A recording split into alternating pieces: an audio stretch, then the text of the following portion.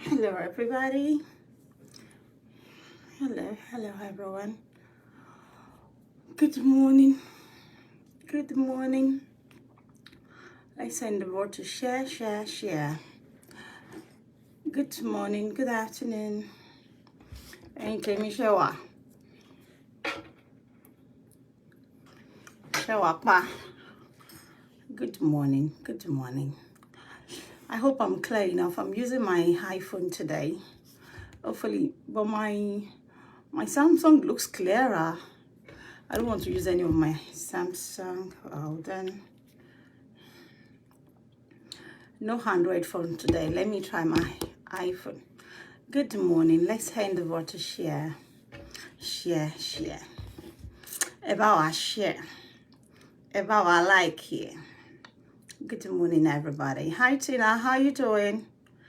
I'm on Minko Shalafiani. How is Alex and Alexa?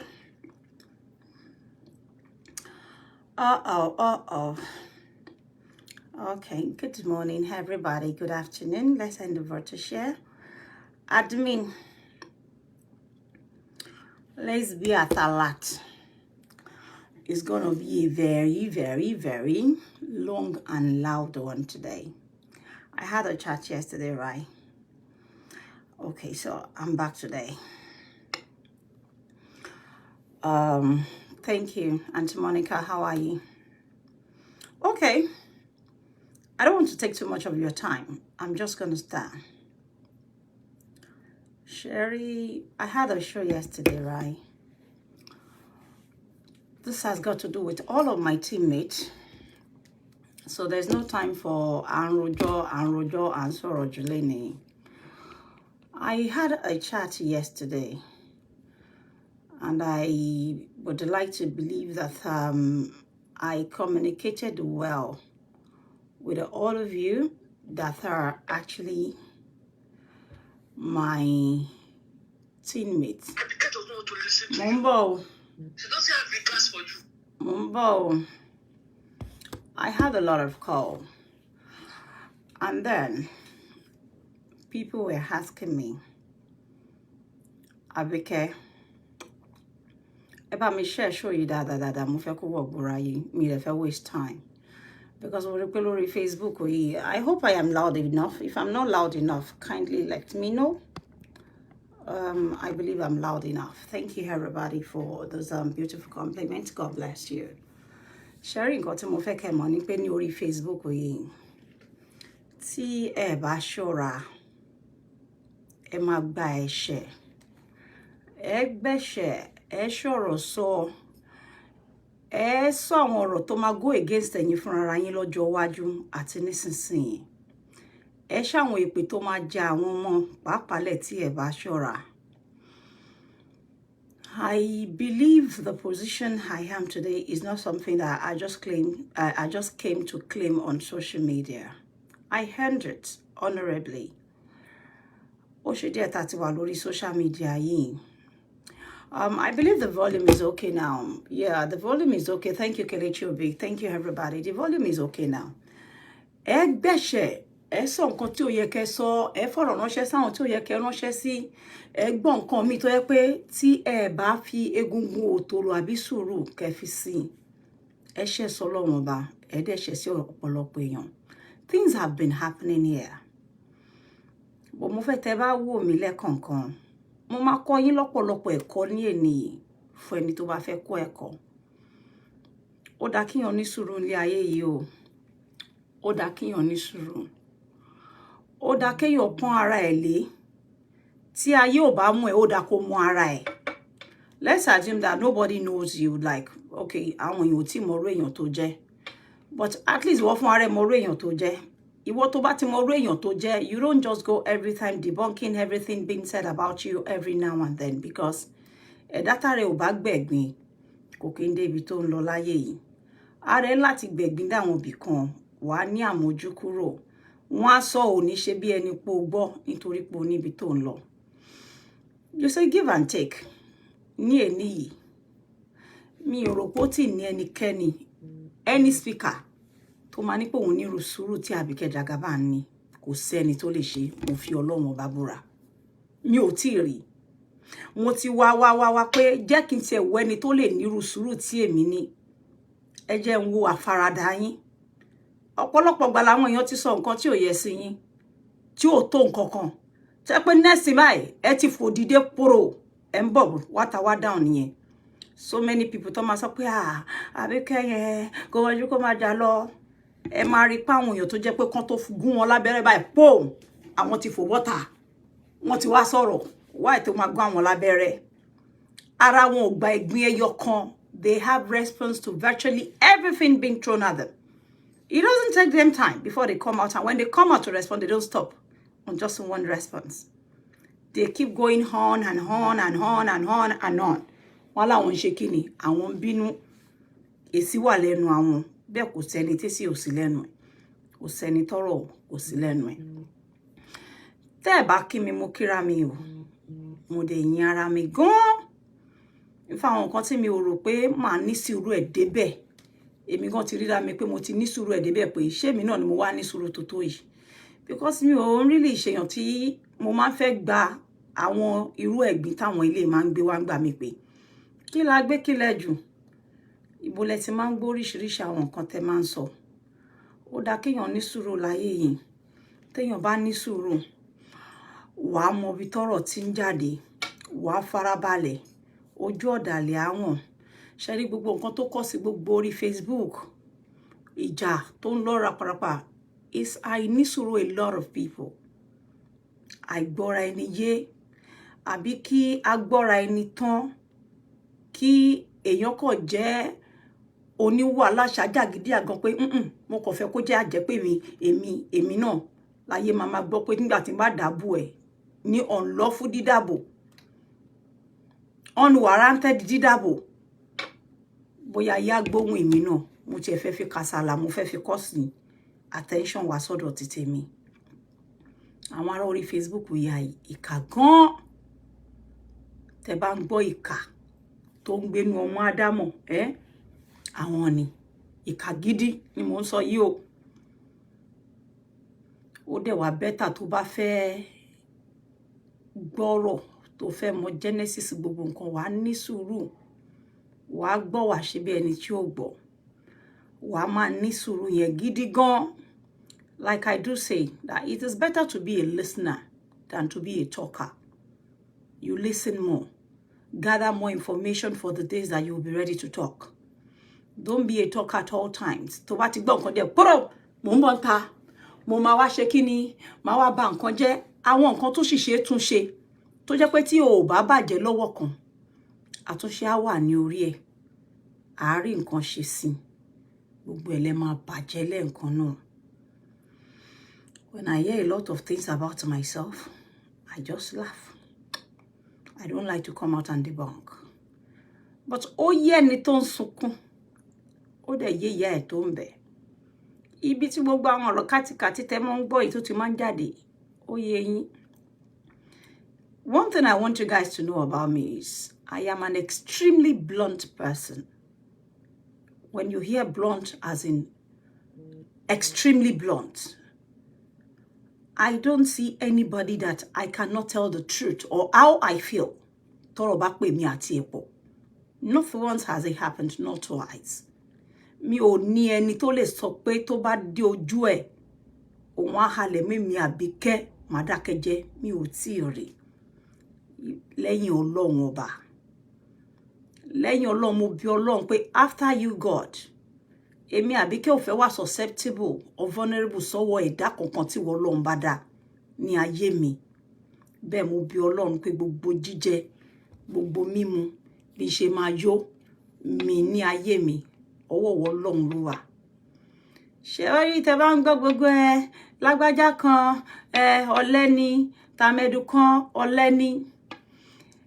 Àwọn tó máa ń pèèyàn ní ọ̀lẹ ní orí Facebook mostly. Most people that calls you ọ̀lẹ láì ṣe pé wọ́n ń bú ẹ. Ó gbé bíìlì ẹ lọ bá wọn rí. Wọn ò mọ bó ṣe ń ṣe rí. Àwọn gangan ni kẹ́ wo antecedent wọn ní orí Facebook. ẹ wo bí tán ti ń bọ̀ pé ẹni tẹ́ ń pè lọ́lẹ̀ tẹ́yin ti jẹ lọ́wọ́ ẹ̀rí tẹ́yin ti gbà lọ́wọ́ ẹ̀rí tẹ́yin ti lọ lé ẹ̀rí tí òun ò wá lé yín rí tóun ò gbà kọ́bọ̀ lọ́wọ́ yín rí ẹ rèsì owó fún rí lórí platform yín the worst ẹ máa ń pè ẹ láwọn ọmọ ẹ ń fún lówó ó dàbí ìgbà tẹ́ ẹ hà accuse pastor Adébóyè lọ́rọ̀ mi yẹ́ nídìí tẹ́ bá ti sọ pé àwọn ọmọ mi fún mi lówó ó dàbí ìgbà tẹ́ ẹ hà accuse àwọn pastor pé why are you giving your I accuse congregation pé why are you giving your pastor gift? I have every right to collect anything that comes as gifts ní orí ìkànnì mo fi Ọlọ́run búra fún yín tó bá tún wá lẹ́yìn eléyìí màá tún ṣe kíni màá tún gbà ṣóyè yín àwọn ẹ̀yin tẹ́ máa ń pèyàn ní ọ̀lẹ 247 ní gbogbo yín fi ń sùn sí orí Facebook either for one reason or the other ẹ̀yin lẹ máa ń famzi èmi tẹ́ ń pè ní ọ̀lẹ èmi ò famzi mi ò famzi olówó mi ò famzi ọlọ́rọ̀ gbogbo wọn mo bàwọ̀ fún wọn but not famzi as kekadieru èmi àbíkọ́ èwọ̀ ẹ ní rí mi ńbẹ̀ gbogbo ẹ̀yin tẹ́ máa allege àwọn èèyàn pé ọ̀lẹ ẹ̀yin la rí tẹ́ bẹ̀rẹ̀ sí ní lọ fún monetization desperately torí pé fẹ́ yó ẹ fẹ́ balance ẹni tẹ́ pé lọ́lẹ̀ gangan ló yẹ kó wà níwájú kó máa jà fún monetization kó bá yó kẹ́ má bá dáwó fún ẹ ṣe máa ń dáwó fún kẹ́ má bá di pé ata ló máa bá sanwó lé how do you call people ọ̀lẹ ọ̀lẹ yẹn fine ó yọ bí ọjọ́ ó set ó ní dressing sense ó ní the class of people tó fẹ́ bá roll láyé ẹ̀ kò fi àyè lẹ̀ fún yẹn ń pè lọ́lẹ̀ ẹni kò dà àmọ́ ẹ̀yin tẹ́jọ́ lówó ló gate síta ọ̀lẹ́dẹ̀dà dúró nulẹ̀ olóhùn ò fẹ́ yín nínú krí òun sẹ̀ bó o ṣe jọlẹ̀ ẹ̀yin lẹ máa jà fún monetization yín lẹ máa para yín lórí ọ̀rọ̀ monetization yín lẹ máa report àwọn èèyàn lẹ máa ṣe gbogbo iṣẹ́ bí ó dẹ̀ lẹ́ni tẹ́ ń hà lẹ́jọ́ fún gbogbo iṣẹ́ burúkú yìí ọwọ́ títí yín náà dẹ̀ ti ń bá gbogbo ẹ̀ ẹ̀yin lẹ fẹ́ para yín ẹ̀yin ló jẹ́ pé kẹ́ tó ṣiṣẹ́ máa sọ pé ẹ sórí iye tí mo gbà lẹ́nìí wọ́n ti sanwó kí wá lọ́lẹ̀ yẹn fi ń mí because ó láti ní nǹkan kan tó wà magical somewhere tó fi ń mí magic nìyẹn máa jẹ́ o kò lè jójú lásán tó bá pé iṣẹ́ tẹ̀yin ṣe tẹ̀dẹ̀ ń wá tẹ̀ ń sunkún tí mínú yín máa torí kíní ẹ fẹ́ tajà ẹ fẹ́ ṣe tó máa pé ẹ máa kọ́kọ́ búyàn ni kẹ́ tó wọ ṣọ́ọ̀bù ẹ ti ní list àwọn èèyàn bí 100 tẹ́ máa bú ibi tí desperation nítorí pé ẹ fẹ́ make a livelihood tó push yín dé láti máa ṣiṣẹ́ kà lórí social media tó tì yín dé ẹ̀yin gan ló yẹ kán máa pè ní baba ńlá kó baba ọ̀lẹ kò ń ṣe ọ̀lẹ yẹn rárá o àràbù lásán lẹ́yìn kan ń ṣe àti lára ẹ nídìí kéèyàn sọ fún yín kẹ́ tó mọ̀ pé ẹ̀yin gangan ni ọ̀lẹ ẹni tí ò lè dáṣọrò ni kì í pèèyàn ní ẹlẹ́kìsà mo máa ń sọ fún yín ẹ̀dá tí ò bọ́ ni kì í pe ni ní ebìnà ẹni tí ò lè sọ mí dọlọ́rọ̀ ò lè pè mí lákùṣẹ̀ ebú mi ò sí lẹ́nu orú yín nìtúmọ̀ ẹ̀ ihun tẹ́ bá contribute sí life mi gangan tẹ́ fi pè mí bẹ́ẹ̀ tó bá dẹ̀ jẹ́ pé àyè gbọ́ mọ́mì yín kan ṣe gbá mọ́mì yín kan ṣàwò mo ti sọ fún yín èmi ò sínú ẹni tí mọ́mì yín make Abike is not part of the people your mother olówó made listen to me good today and I'm sure she could be watching me. I met her in the year 2018 when I was probably how old? Ẹ̀yin fún ara yín ní kẹ́ṣì. As a lady turning 47, I met someone probably 40 kíni yẹn nu ẹ̀jẹ̀ bá mi ṣe yàn tí mo pàdé in 2018, 4 years ago. Ẹ jọ̀ọ́ ṣé òun ló bá mi bí ọmọ mi? Òun ló ra aṣọ fáwọn ọmọ mi? Òun ló ń fún èmi lóúnjẹ? Mo mọ̀ rí tẹ́lẹ̀.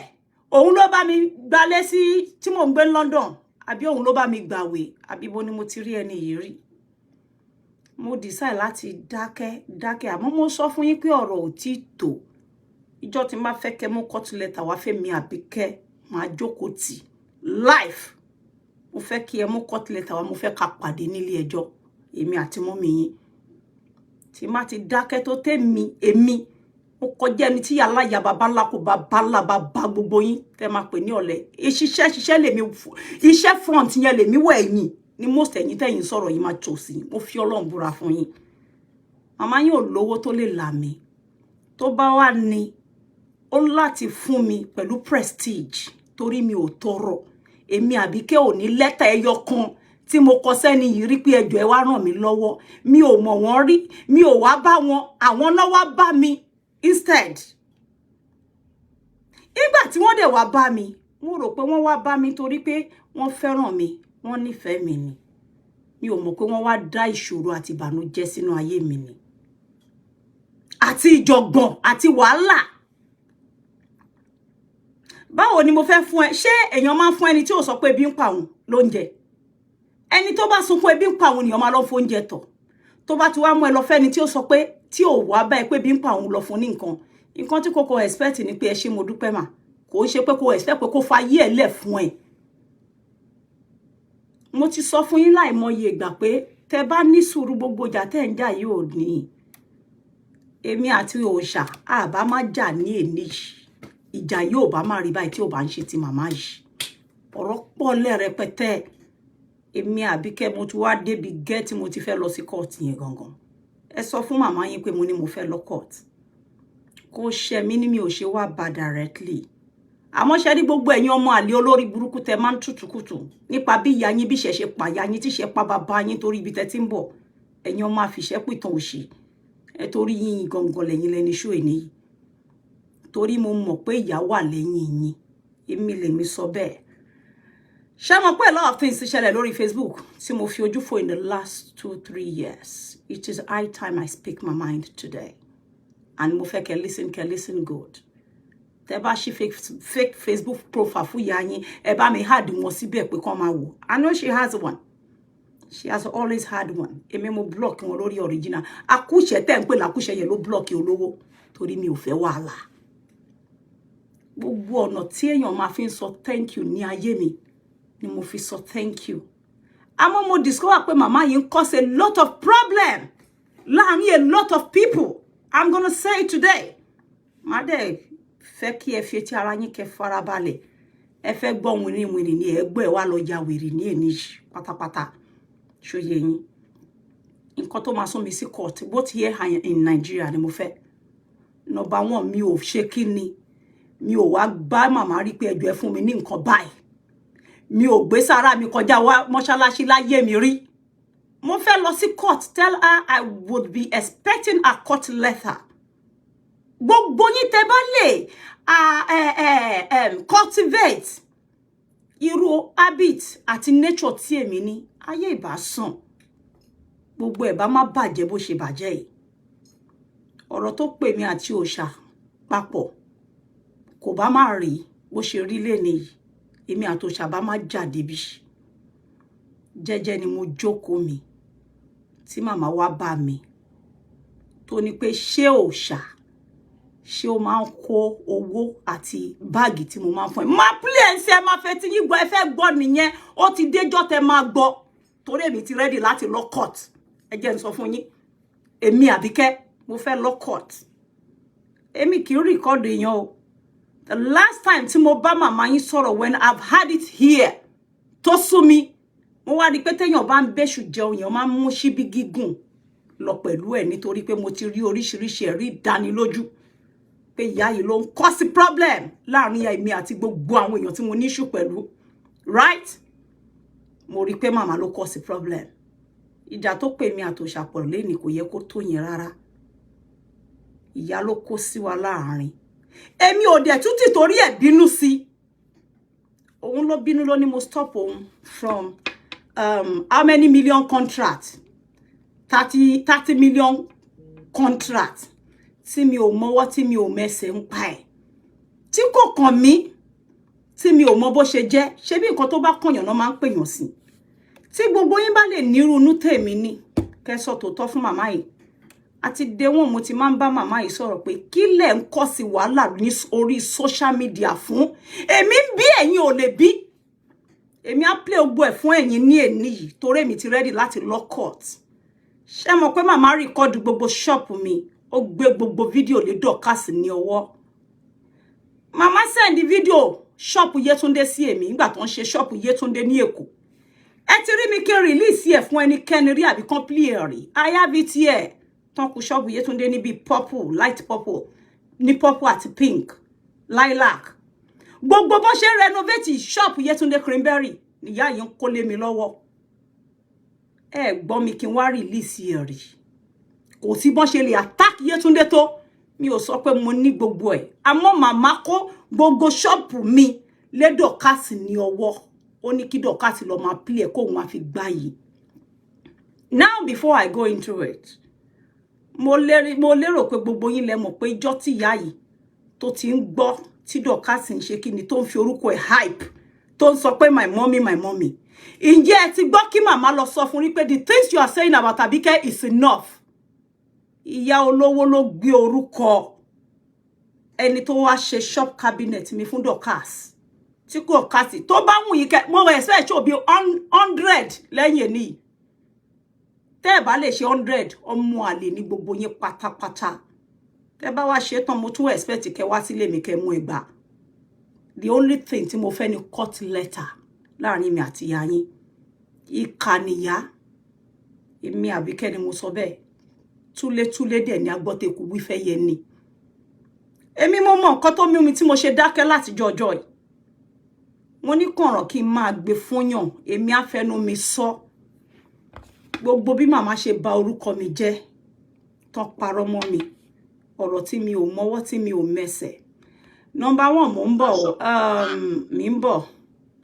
mo ń bọ̀ nǹkan tó ti mú ìyá tó jẹ́ pé gbogbo bó ṣe ń parọ́ mọ́ mi tí ìyá yóò bọ́ta sọ̀rọ̀ rí pé nǹkan báyìí Àbíkẹ́ kí ló dé tèmi náà ò lè sọ ẹ jẹ́ n kọ́kọ́ bẹ̀rẹ̀ láti orí bíbà ìyá ń gbọ́ bó ṣe sọ pé òun fún mi ní 30,000 pounds 100,000 pounds ṣé ti gbọ́ kí màmá sọ fún Dorcas rí pé ó yá bọ́ta lọ sọ tòótọ́ àbí èyí tó ń sọ yìí ó ti tó ṣé ńgbà tí ó ká Ṣadé lára Fọláṣadé Eloquenza ò bọ́ta kó sọ gbogbo tẹnu ẹ̀ pẹ̀lẹ́kúnjọ́ yẹn pé kí ló dé wọ́n so wọ́n ni kan fún ni nítan ẹran kan wá fani nítan ya ni lẹ́ni tí mo mọ̀ 2018 sí 2019 she didn't even know me for 2 years and then you want to sum up my life you will tell me somebody gave me a house and a shop. Now I don't talk to her since the month of November 2020 Latin freeze láti gba birthday Yeye Dupsy. Are you telling me láti gba yẹn náà di sin ìyá ló ń bá mi san owó lé mi ìyá ló ń bá mi san shop mi èmi ò gba kọ́bọ̀ lọ́wọ́ ìyá yín rí fi ra ọjà sí shop mi mo tún sọ èmi mo sọ pé I have never collected a dime from her for my shop to load my shop. The only thing she did, I was on my own. She told me, AJ, I have a space for you. I told you you need a space. You need to enlarge your course and be doing business. I told her, Auntie, I am not ready yet because I was actually not ready. And then she went ahead doing it against the decision of me pay me oti ready. Hence, the shop was there for almost 8 months till I was ready to load it up myself. I didn't ask her for a dime. Mo travel mo lọ Dubai mi ò gba kọ́bọ̀ lọ́wọ́ ìyá yín rí. I've never collected a dime from her. Láti lọ sí Dubai. Àbí láti travel. Ó ṣe first time tèmi travel láyé mi. Ẹ̀yin lẹ́yìn jam lock ẹ̀yin ò lọ rí. Ayé yín ò dájú orí Facebook lọ. Èmi ti wà town ti pẹ́ mo ti ń rock town mo ti ń wo àwọn ìlú. First time mi kò lè. Ẹ kọ́kọ́ ní sùúrù o.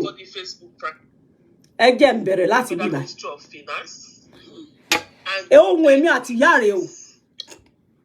I used to think that he was the father of the 2 girls until he was clarified for me. See, Dorcas's friend. See ẹnikẹ́ni tí èmi àti ẹ̀ tí à níjà tẹ́ bá ń gbóhùn ara yín nínú kíní.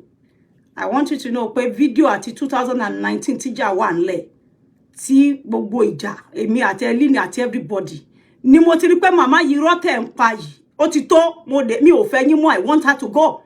Hence, I have to have all the conversation of ibi tí mo bí torí àwọn robo put up drama torí robo meet through me robo fẹ́ dì mí lọ́wọ́ mú ó fẹ́ rẹ́ mi fàṣẹ ó fẹ́ pa mí Ọlọ́run mi ò ní káwọn robo po má jẹ́lé sínú oúnjẹ mi mo wá wò pé gbogbo ẹjọ́ tí robo ń lò kiri pé ó gba lé Fábíkẹ́ ó ra lé Fábíkẹ́ ó ra lé Fábíkẹ́ ó ra ṣọ́ọ̀bù Fábíkẹ́ ó rán Àbíkẹ́ lọ kíní kan it's enough. Now I need evidence for future.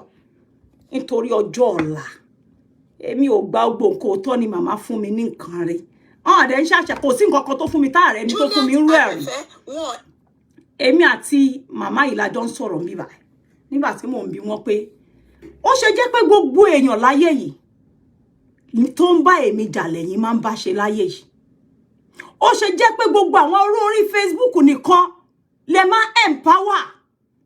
Why do you get involved with everybody fighting in virtually all the teams? There's what we call loyalty in life. If there's loyalty, it's either you are for A or you are for B. Now, if you have to be for all parties, it is either you do so by mediating peace amongst all this team, and whereby that seems impossible, you should back off such person that says, I want to continue fighting. Now you see Abike and Yewe fighting each other. You send Yewe stuff, you still hold on to Abike. You send Kiloruko Muali, Okete stuff, you send BC stuff, BC at Okete were at loggerhead, so yeah, and Abike, everybody as they were at loggerhead, you were just there behind everyone. Giving them. So I asked her, Auntie, why are you sponsoring the people in Facebook fracas alone? Tebale niru be pe ke build ara yin láyé pé ẹ má wowo will finish owo aton akomoluabi yin ni ara yin owo is nothing ní ayé yìí nothing ní owo àlejò ohun náà pé owo ó lè lọ visit anybody at any fucking time through any means. Never undermine anybody's success láyé as long as the person is still alive. Orí Facebook nìkan ni mo ti rí yín tẹ́ máa sọ pé gbogbo gbésí ayé yín ó dúró lórí lágbájá máa fún yín kọ́bọ̀ tàmẹ̀dù èmi Àbíkẹ́ kọjá ru yín èmi ò ní ẹni náà kọ̀ràn kí n lọ bá ru àwọn ẹni báyìí tó bá délẹ̀ máa lo I would rather just bóyá kí n lọ gbaṣẹ́ so kubiri so pé màá mọ̀ pé hard hand labor mi òun ló fún mi ní hard hand money yìí because màmá ò dúró déédéé gbogbo yín iṣẹ́ ibi tẹ́ ẹ ṣe tẹ́ ń pile up má pí ohun èmi àti ìyá bí mo ṣe ń bí pé màmá bẹ́ẹ̀ náà lẹ ṣe dájàlẹ̀ láàrin èmi àti òòṣà èmi àti Edijana John tẹ́ lọ sọ gbogbo nǹkan tí mi ò sọ. She admitted it and said, yes, that I take responsibility, but I am sorry. Now, how many people do I relate that to in public? Ẹ fẹ́ tí yín gbọ́ fún ara yín láàrin èmi àti wọn. Ẹ bà orúkọ mi jẹ́ káàkiri. Ó bá kó èmi àti yín ẹ wá sọ pé ẹ take responsibility. Ibo lèmi fẹ́ kọjú sí gbogbo rọ́tàn pamọ́ mi. Èèyàn mélòó mo fẹ́ máa bọ́ta kí máa sọ pé kò má rí bẹ́ẹ̀. Mo torí tí yín mo gba ojú bí káàkiri. Wọ́n parọ́ ilé, wọ́n parọ́ tọ̀hún. Mọ́ mi. Mo mú mọ́ra o. Mo mú gbogbo ẹ̀ mọ́ra gidi gan. Ẹ kí mi ẹ̀yìn mi. Mo ń bọ̀ o. Mo ń bọ̀. I will tell them I will go and ask her. Before you will hear everything. It was us that started, just like John there to when I want to talk, and all of them did not like me to say this. I was is true, but I will tell them I will go and ask her. About someone come. Le ma borúkọ mi jẹ́ náà. Bring everybody together. And now Juliet will not ever look at me in the eyes as a close friend. Wọ́n lọ gbé Dorcas, wọ́n gbé Dorcas. They are not. Wọ́n fẹ́ gbé Dorcas. Wọ́n kàn lọ dédé gbé Dorcas. Wọ́n fẹ́ gbé Dorcas for bullying, just like what she's doing presently. Ó lè máa ṣe fẹ̀rẹ̀gẹ̀dẹ̀ fún ẹ̀yin. Ẹni èmi Àbíkẹ́ mo call short pẹ̀lú pé tó bá bí ìyá àti bàbá ẹ̀ rè. Kí Dorcas tẹ̀lé mi ká lọ ní Èkó, ká lọ drag case àwọn ìbejì tó on ground as we speak. Ẹ jẹ́ n fi titi yẹn lẹ̀, ẹ jẹ́ n lákàtà lọ náà. Mi ò fẹ́ máa fẹ́nu ẹnu kọ́ ló ń ṣe nǹkan tó máa wà lẹ̀. Ẹni kó take action kó tẹ́ ọkọ̀. Pé court case wà on ground ó allege èèyàn of kidnapping, of child trafficking. The best thing tó yẹ kó fi save situation ni pé kó lọ fúnra rẹ̀ sí police station yẹn kó lọ lodge yẹn. Stop being a Facebook lawyer. Kó kó máa rant kó máa back bí ajá. You have to wá ní sílé so that ojú ajé bá kan ní sọ àwa mọ̀ bí tó kàn láti gbà yẹn. So, Oti, I've had it to hear. My blood. Her father and me, we are the same father. Yes, you once told me. Remember, I asked you one day. Yes, you told me. Ọ̀rọ̀ Dorcas's friend. Bí ìyá mo sọ fún ìyá pé ẹ sọ pé ẹ mọ̀ Dorcas rí nígbà tí èmi àti yín tá jọ sọ̀rọ̀. Tí ẹ sọ pé gbogbo defamation of character tí Dorcas ń fún mi. Tó ń libel mi. Anytime tá bá ti rí ní Nigeria tèmi náà wà ní Nigeria. And then ó yọjú ó lóun wá sí Èkó sí Ìbàdàn ìyá fún mi ní SAN ìyá ló fún mi ní SAN àti ọlọ́pàá àti report lẹ̀ pé kí wọ́n lọ gbé tó bá ti yọjú kó jẹ́ ká jọ fojú balẹ̀ ẹjọ́ for all the things she said not for any bad purpose ìdí tí mo ṣe wá ń bí ìyá ni pé ó ṣe jẹ́ pé ẹ̀yin tẹ́ jẹ́ Adégún ẹ̀yin náà lẹ tún sọ pé Adéògùn ẹ̀yin lẹ wà lẹ́yìn Àbíkẹ́ at some point ẹ̀yin lẹ wà lẹ́yìn ẹni tó ń ṣe Àbíkẹ́ lẹ́yìn ẹni tó ń ṣiṣẹ́ bí òun ni mo ṣe challenge wọn bí báyìí pé ó ṣe jẹ́ pé same Dorcas yẹn òun náà ló wá di ẹni tẹ́ wá ń bá ṣe lé nígbà tẹ́ rí pé àárín èmi àti yín mi ò lè gba nǹkan tẹ́ ń ṣe same Dorcas yẹn lẹ wá yí padà ẹ wá lọ sponsor ẹ against Àbíkẹ́ for everything tí Dorcas ń ṣe lẹ́ni kò sí kankan bẹ̀ tí ìyá ò mọ̀ kò sí anybody tí Dorcas yà attack ní ẹni àwọn tó ń fún ní go ahead àwọn onílù ẹ̀ tó wà lábẹ́ omi àwọn rẹ̀ ṣòye yín èmi tí mo ní sùúrù mo mọ̀dí tí mo ṣe ń wò ṣòye yín àmọ́ mo fẹ́ kẹ́ máa ẹ jẹ́ ká gbọ́ díẹ̀ láti bíbá. and for Helene mo sọ fún ẹ pé ọkọ ẹ. gbogbo èèyàn ni ìyá yìí máa mọ̀ rí gbogbo èèyàn ní gbogbo èèyàn ibi báyìí wọ́n pe Juliet. Hold on 1 minute, just hold on. Mumbo. Very good. Auntie Emma gbọ́. Auntie ìgbà tí Auntie Emma gbọ́ ìgbà tẹ́ fún mi lọ́lọ́pàá pé kó lọ gbé Dorcas ní ọ̀dọ̀ bàbá Kasali ṣé mo pé ẹ sọ pé mo Dorcas rí ever rí gbà yín ẹ kì í sọ pé mo rí pé o mọ anybody rí torí ẹ gbogbo ẹ ṣe ń dùn mí pé so now you now said ìsínlẹ̀ ti mọ̀.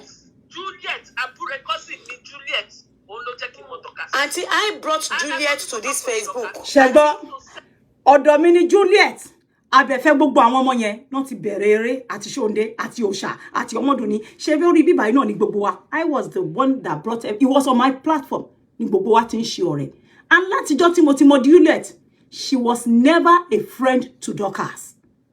Only patronize here some time ago kíjà tó bẹ̀rẹ̀ like she explained here because woman yìí pé did you hear pé èmi ò mọ Dorcas òun lẹ gbọ́ yẹ pé mi ò mọ Dorcas nígbà yẹn mo ní ó ṣe jẹ́ pé lójijì tẹ́ bẹ̀rẹ̀ sí ní bá mi jà ló di pé ẹ mọ Dorcas ẹ wá bẹ̀rẹ̀ sí ní gbé Dorcas dìde tàbí kẹ́ bá ti sọ nǹkan kan ẹni kó lọ gbé fún wọn this is her shop I paid for her shop I give her 10k I give her 100k now conversation àárín èmi àti ẹ má wulẹ̀ flag o ẹ kò farabalẹ̀ pé èèyàn máa fẹ́ gbọ́ òótọ́ pé ẹ jẹ́ ká tiẹ̀ gbọ́ òótọ́ di ọ̀rọ̀ yìí now nǹkan tí àǹtí ṣe ni pé Juliet ló introduce àwọn sí Dorcas mo ní Juliet mo wá bá wọn argue pé Juliet kọ́ ló bá yín ṣe Dorcas ọ̀dọ̀ wa ṣáà láti bẹ̀rẹ̀ tí mi gbọ́ pé Ṣóndé ń ta cream ó ń ta gbogbo ẹ̀.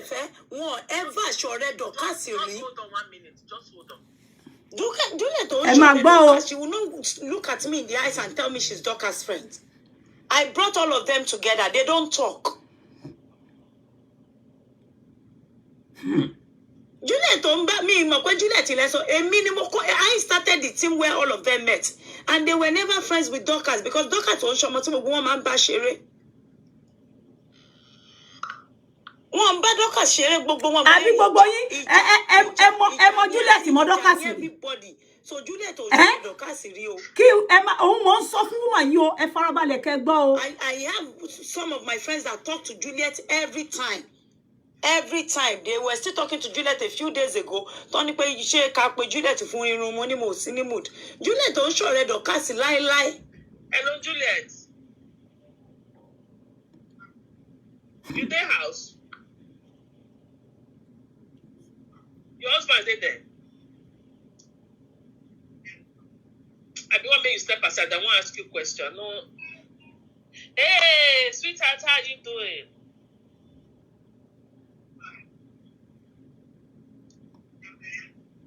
You said? Okay. The other day when they ask you how you say no Dorcas, you tell me say you don't know her before the Facebook fracas, yes or no? Yes. And you tell me say you don't do business with them before this Facebook wahala starts. Yes, I buy and what be vintage?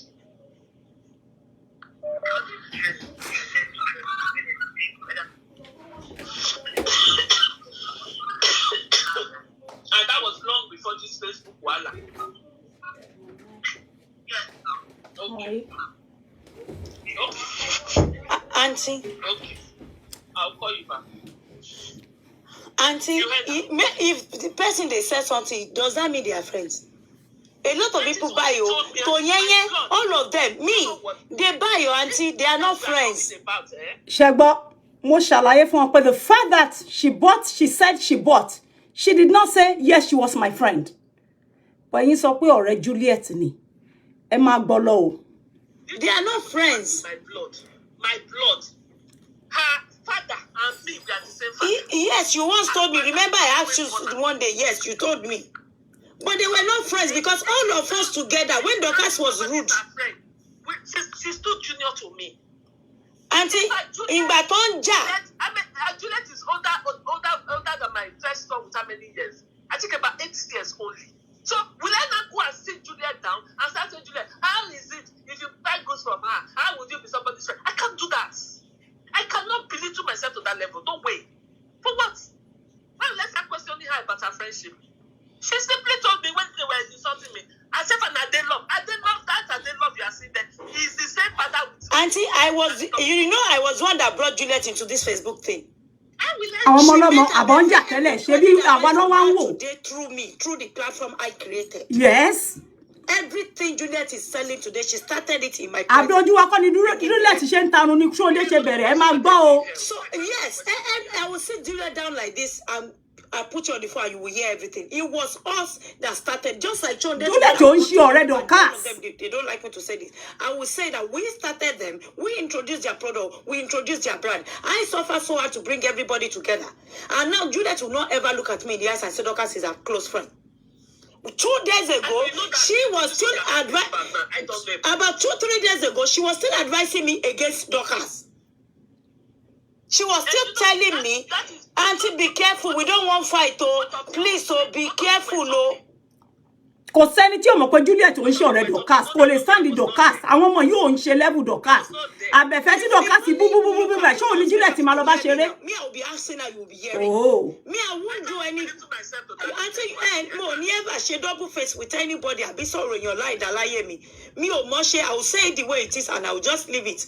Also, I don't know how to fight continuously because when it's less about the hair. But for people that are close to me, this is me. I don't think I've ever called you. Am I a posha? I be where I'm ever more. Ni po what any pe ma fosha. Me o mo kokori e so fun mi ri. Gbogbo ran to pamọ́ mi le ni pe mi mu wa ba yin pe ke ma fun lowo. You even you yourself, you know pe mi o mo kokon pe. Thank God she said it pe e so pe ko ma sọ fún mi. Like I told you, like I said it earlier. Àwọn ọ̀rọ̀ yẹn tó ti kọjá, ìyẹn tí wọ́n sọ pé mo sọ. I take responsibility and sorry. Then going forward, nobody can come into the meeting. Ṣẹ́gbọ́ ọ̀rọ̀ àárín èmi àti òòṣà. Àṣírí lẹ gbọ́ yẹn o. Ẹ gbọ́ àbẹ́ ẹ gbọ́. Mo ní ẹ sọ fún mi rí pé fẹ́ help ẹni rí. Èmi àti yín ò jọ sọ̀rọ̀ ẹ̀ rí. Ẹ bá mi sọ anything rí. Báwo ni mo ṣe wá ń gbọ́ pé mo sọ pé kẹ́ má help ẹ. Did you hear that she said she took responsibility for lying on me, that she's sorry? I bottled this for 3 years. I did not expose her. How could you have gone to her to tell her, Abike said I should not help you? And you knew you were lying on me. You told lies on me. I don't know anything about all this thing, but behind the door, you are telling me you are sorry you took responsibility for things that you know you were causing problem for me with. Ṣé ẹ gbọ́ àṣírí ọ̀rọ̀ àárín èmi àti òòṣà. Ẹ gbọ́ kí n bọ́ta wá sọ fún odidi ọdún 3. Mo ní gbogbo nǹkan tẹ́ sọ tẹ́ parọ́ mọ́ mi. Pé mo ní ẹ má help òòṣà, mo ní kẹ́ má fún lówó. Ǹjẹ́ ẹ bá mi sorry? Ǹjẹ́ èmi àti yín jọ jókòó sọ̀rọ̀ òòṣà rí? Kí ni mo mọ̀ tó wà láàrin yín rí? Jẹ́jẹ́ ni mo jókòó tóbìnrin yìí wá bá mi pé kí n lọ gba báàgì ní ọwọ́ òòṣà. Mo ní àǹtí kí ló dé mi mọ̀ bóyá òun àtòṣà ti wá ní problem ńgbà yẹn. Mo ní why tó jẹ́ pé òjijì lẹ ń sọ fún mi pé ẹ send báàgì 6 why yourself. Kí ló ṣẹlẹ̀? Ẹni ẹ kò fẹ́ gbọ́ ni pé ẹ kò fẹ́ mọ̀ ni pé did she give you the bags? I gave her 6 bags.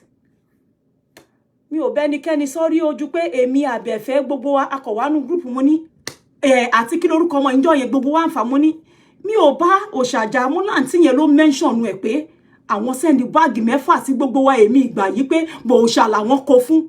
Nígbà tí mo dé rí pọ́rọ̀ yẹn ti fẹ́ pé kí ni YSL for the fact that you saw me there as a #1 head. You didn't tell me when you sent them. You did not inform me months after lẹ́yìn 30 fún ọmọ yẹn ní báàgì yẹn.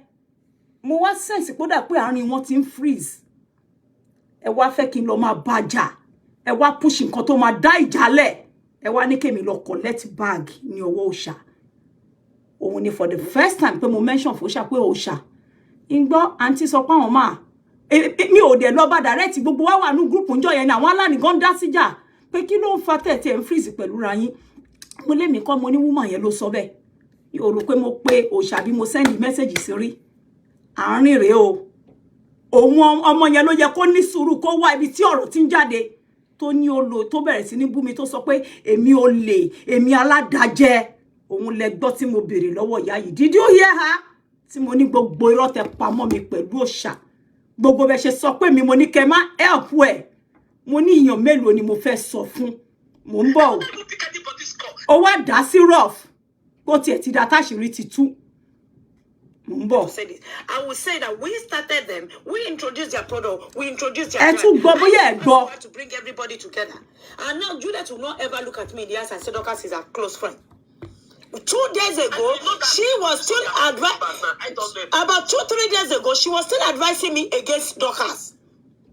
She was still telling me, Auntie, be careful, we don't want fight, oh, please, oh, be careful, oh.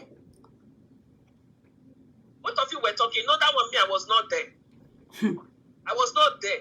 If only you can put on speaker to hear me now. Me, I will be asking how you will be hearing. Me, I won't do any. Auntie, no, never share double face with anybody. I'll be sorry in your life that lie me. Me or Moshe, I will say it the way it is and I will just leave it. Also, I don't know how to fight continuously because when it's less about the head. But for people that are close to me, this is me. I don't think I've ever called you, am I a posha? I'll be where I'm ever more in for what any pay my fosha. Me or more kokori, so for me, but Boroto Pamo Mileni pay me more by Impekama for low. You even you yourself, you know, pay me or more kokon, but thank God she said it pay and so poko mass of me. Like I told you, like I said it earlier, I won't run here to the quarter. I take responsibility and sorry. But going forward, nobody can come into the minute. I don't even pick anybody's call. Laje! Okay, let me. Laje! Everybody don't know. Gossip and all the rubber. Laje! Oh, come in. Now, Shegbo. Ṣé ẹ ti gbọ́ ta ló lè gba ilé nínú yín kó parọ́ mọ́ yín for years mo gbé ogbó kìíní sí ara ẹ ti gbọ́ nǹkan kan o ẹ sì máa gbọ́ wíwíwí nǹkan tẹ fẹ́ gbọ́ lẹ bèrè fún tí bá ti wá pílì ẹ̀tọ́ ẹ wá bá mi máa rán àǹtí létí pé mo fẹ́ court letter mo fẹ́ lọ sí court. I will tell them I will go and ask her. Even when they say behind you, I will tell them I will ask her. The one that is true, if I do it, I will tell them there. I did it. The one that is not true, I will tell them I don't know anything about what they are talking about. So mo command one running. Ìgbà tí àwa leko gan tí mo fẹ́ sanwó lé, ṣebí ìgbà tẹ́ ti fún mi lówó yẹn, ó dà pé time mi àti no àjà.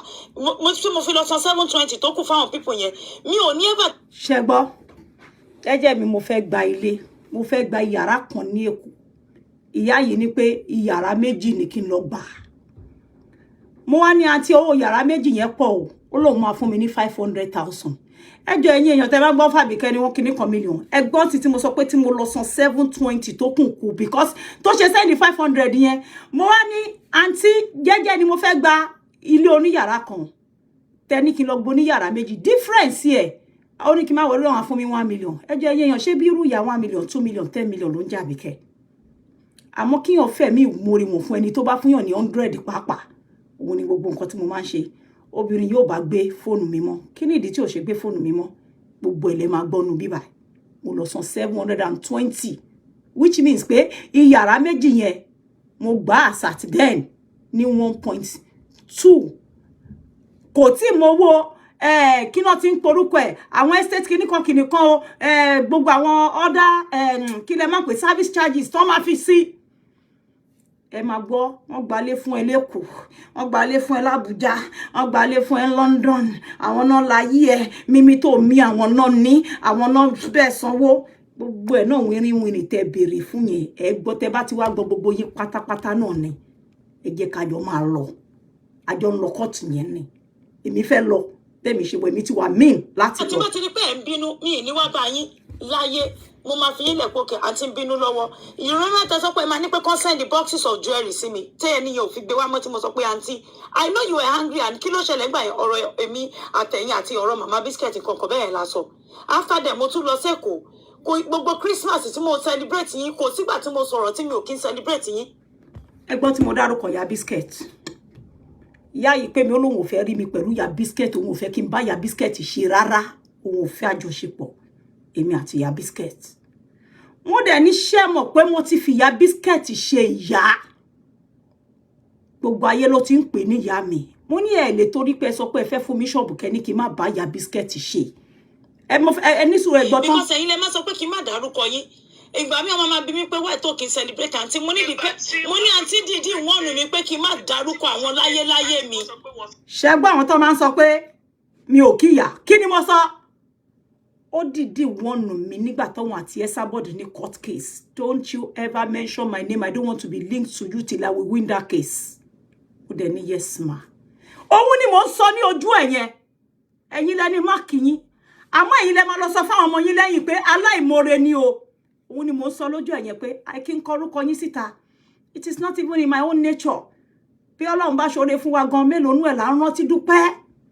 Ẹ̀yin lẹ sọ pé kí n yé dá orúkọ yín ẹ̀yin kan náà lẹ wá máa lọ sọ fún wọn pé ọmọ yín ò moore. Òun ni mo ń sọ lójú ẹ̀ tí gbogbo yín gbọ́ yìí. Èmi àtẹlòmí kan la jọ ń sọ̀rọ̀. Èmi ò ẹ máa gbọ́ o. Ẹni tó fẹ́ gbé fún was calling you and then a big phone. No. Ẹ sọ pé miss call. Ẹ mọ̀ pé mo sọ. Ìgbà yẹn, I lost 3 of my brothers. And we have only been able to bury only one. The other 2 are still bury one. Tí bá ṣe ń sọ̀rọ̀ yìí. I know what I am going through. I don't normally make my face sọ fún mi. Every time one mom ṣe birthday, na ṣé mo gbé wọn sí Facebook. Ọkọ mi ṣe birthday, ṣé mo gbé wọn sínú Facebook. I'm not that kind of a person. I am not that kind of a person. Exactly. Ẹ mọ̀ pé ẹ̀ tẹ̀ máa sọ pé kémi má máa dárúkọ yín. Ìgbà mi tẹ́ bá fún mi kan tí bá màá máa fẹ́ sọ́bà ìròbó á máa sẹ́ni pé be careful pé àwọn ò fẹ́ pé iná dárúkọ yín kó tún fàjà. Ẹ mọ̀ yín náà ẹ sọ pé kí yé máa dárúkọ yín. Ṣẹ́gbọ́n. So àtọ́nu pé mo kí appreciate mo ní kò sí pé kọ́ní kan tí lọ ṣí voice kìíní mo ní appreciate pé màá sẹ́ndì ọ̀rọ̀ sí kò sí dọ̀tí bá fẹ́ ṣe kọ́ tẹ́ bá fún mi lówó fi kún tí mi ò kí sẹ́ndì pé àǹtí ẹ ṣé. Ìgbà mẹ́ẹ̀ náà fẹ́ẹ́ tí mo ń béèrè kọ́ lọ́wọ́ yín fún ayé lè máa sọ pé kí n gbà. Ṣẹ́gbọ́n pé mo sọ lójú ẹ̀ pé mi ò béèrè kan lọ́wọ́ yín rí fúnra yín lẹ máa sọ pé kí n gbà o. Òun ni mo sọ sí pé a lot of times èmi ò béèrè kan lọ́wọ́ yín rí o. Fúnra yín lẹ máa sọ pé Àbíkẹ́ I sent you 300. I sent you 500. Do you need kíní kan? I don't need but auntie tẹ́ bá fún mi ẹ ṣé mà. Gift ni. How did it turn to a bullet ni pé o fún pastor o appreciate èyàn o fún ara ẹ lọ fọwọ́ ẹ̀ fún kan o wá ń pe gbogbo èèyàn o wá ń sọ pé ọmọ yẹn pẹ́pẹ́ sí gbogbo ilé ayé ẹ̀ I made her ọmọ tẹ́ pàdé ní 2018 báwo ló ṣe débú. It took a long time to be able to get me to discuss you with her. It took her even yesterday she was saying mo ń bẹ̀rù bí màá ṣe sọ fún yín èmi ò fẹ́ kẹ́ bínú sí mi èmi ò fẹ́ kẹ́ block mi èmi ò fẹ́ bẹ̀tẹ̀ léyìí ẹjọ́ bá ṣe ń ṣe léyìí ṣé kí n sọ. Àǹtí kan ló ń sọ bẹ́ẹ̀ àǹtí Ṣẹ̀kí Amẹ́ríkà ló ń sọ.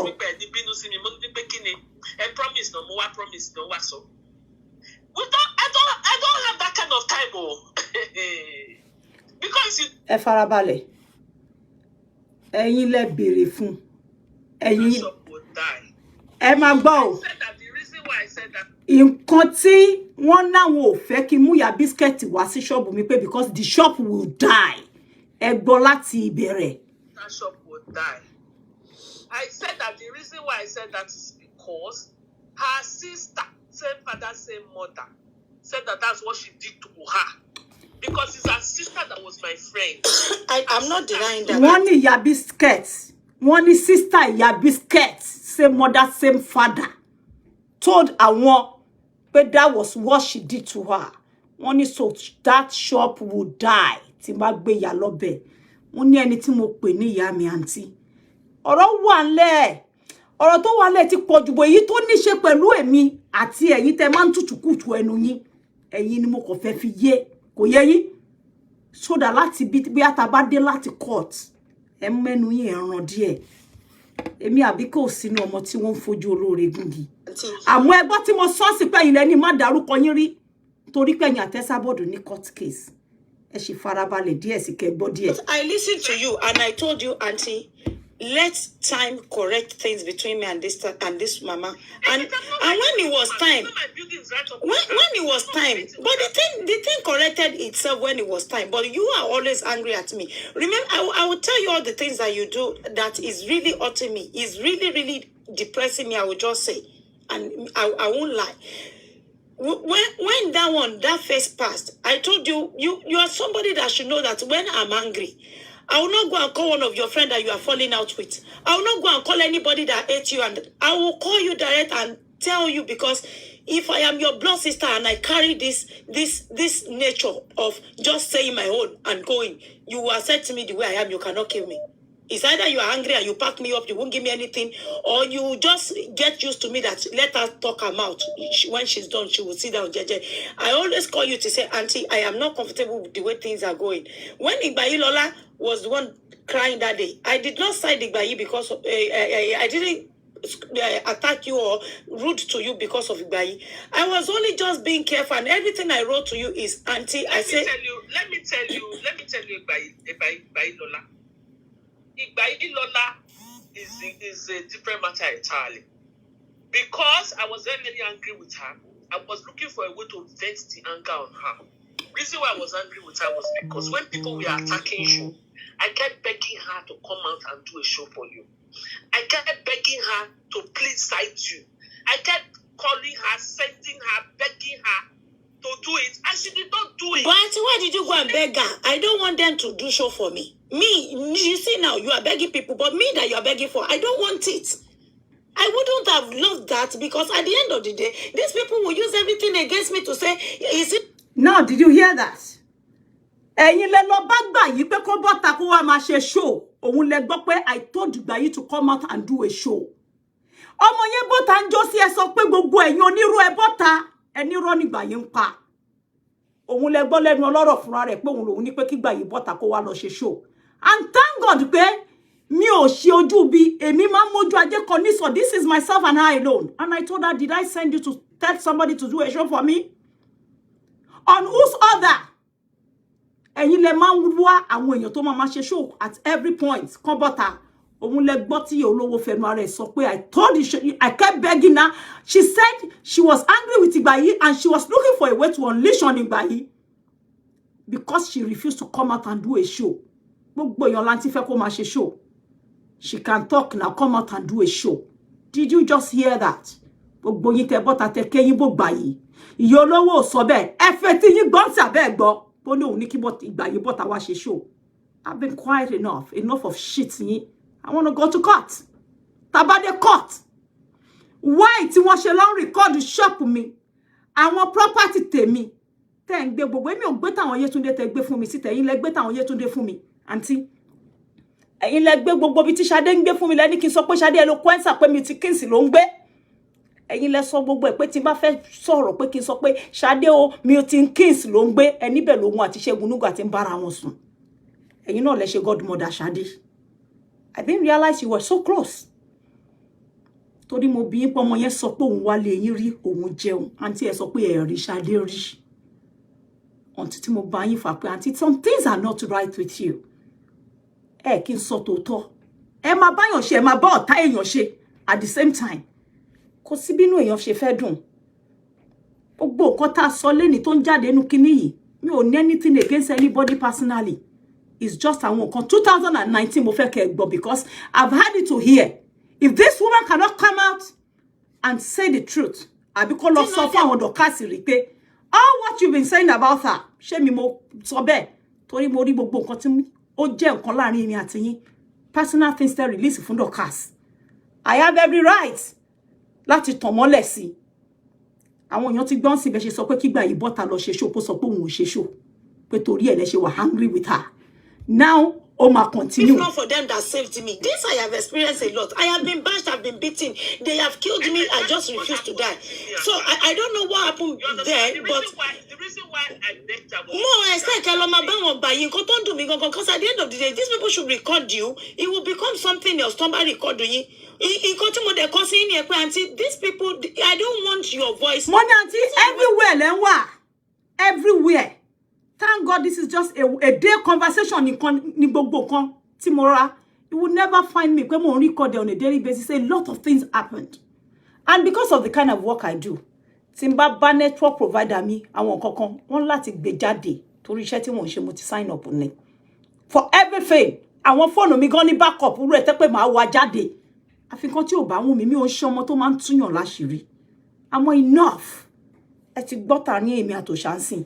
Ọlọ́run sọ pé àwọn ọmọ tẹ́tí síta wọ́n tì mí tí màá fi ṣe lè so that lè lọ sí kọ́ tí bá ṣe tó ìmọ̀ àti wọn náà ṣe kù. Even the people that you now helped, now gathering, and you know, it wouldn't look nice, but at the end of the day, me, I will tell you the truth, like my big sister. Yeah, that is the one with Ibayilola. Now that is where I wasn't happy, and I pour out my mind. I said, Auntie. She had told me she was. But Shema, when you go on the issue, Auntie, the issue with Ibayilola was that you said she was sharing something at Dupi Dupi. It's got nothing to do. I just told you the truth that I vented an anger on her because she refused to come out to do show to support her. Because she refused to come out to do show, I vented my anger on her. But the other time Igbayi came out, everybody said she was lying, that you didn't ask her to come out and do show. And you don't go to all those people that lies that you should stop it there because you know what you actually discuss with these people. You don't go to correct things until they push us to do this. Okay, you see, that one is gone now. Me, I still came out. I rounded everything up just for this thing not to come up. Well, gift because a lot of people were truly, really offended that why would such thing happen? I said, okay, Emma Binu Motu show. It almost caused fight between. In case step amoarin ye pe agba gift padà níjọ́ birthday Yeyedupsi. Ìgbà yìí ti pín gift fáwọn èèyàn. Bí ìyá yìí ṣe pè mí nìyẹn lórí phone. Ọlọ́run wo live show. Only why is Igbayi sharing the gift herself? She's not the one that is meant to share the gift. It is Yeyedupsi that to share the gift herself. Ó ní àǹtí kí ló dé ṣé ó ní ẹni tó gbọ́dọ̀ fi ọwọ́ ẹ̀ pín kíní yẹn ni. Ó lẹ́ni tó ń fún nìyẹn. It's not Igbayi. It's Yeyedupsi that to share it. Ó ṣojú sọjí o. La bá lọ gba gift padà lọ́wọ́ everybody. Pé kí Dúpẹ́ wá fi ọwọ́ ara ẹ̀ pín o. Ìyá ẹ̀ tó fún ẹ̀ ń gift sọ pé ọwọ́ ara ẹ̀ ló gbọ́dọ̀ fi pín àmọ́ nǹkan tó jẹ́. Òun ní nǹkan tẹ́ gbọ́ ti sọ pé we were collecting gift back. Kí ni gift ọ̀hún?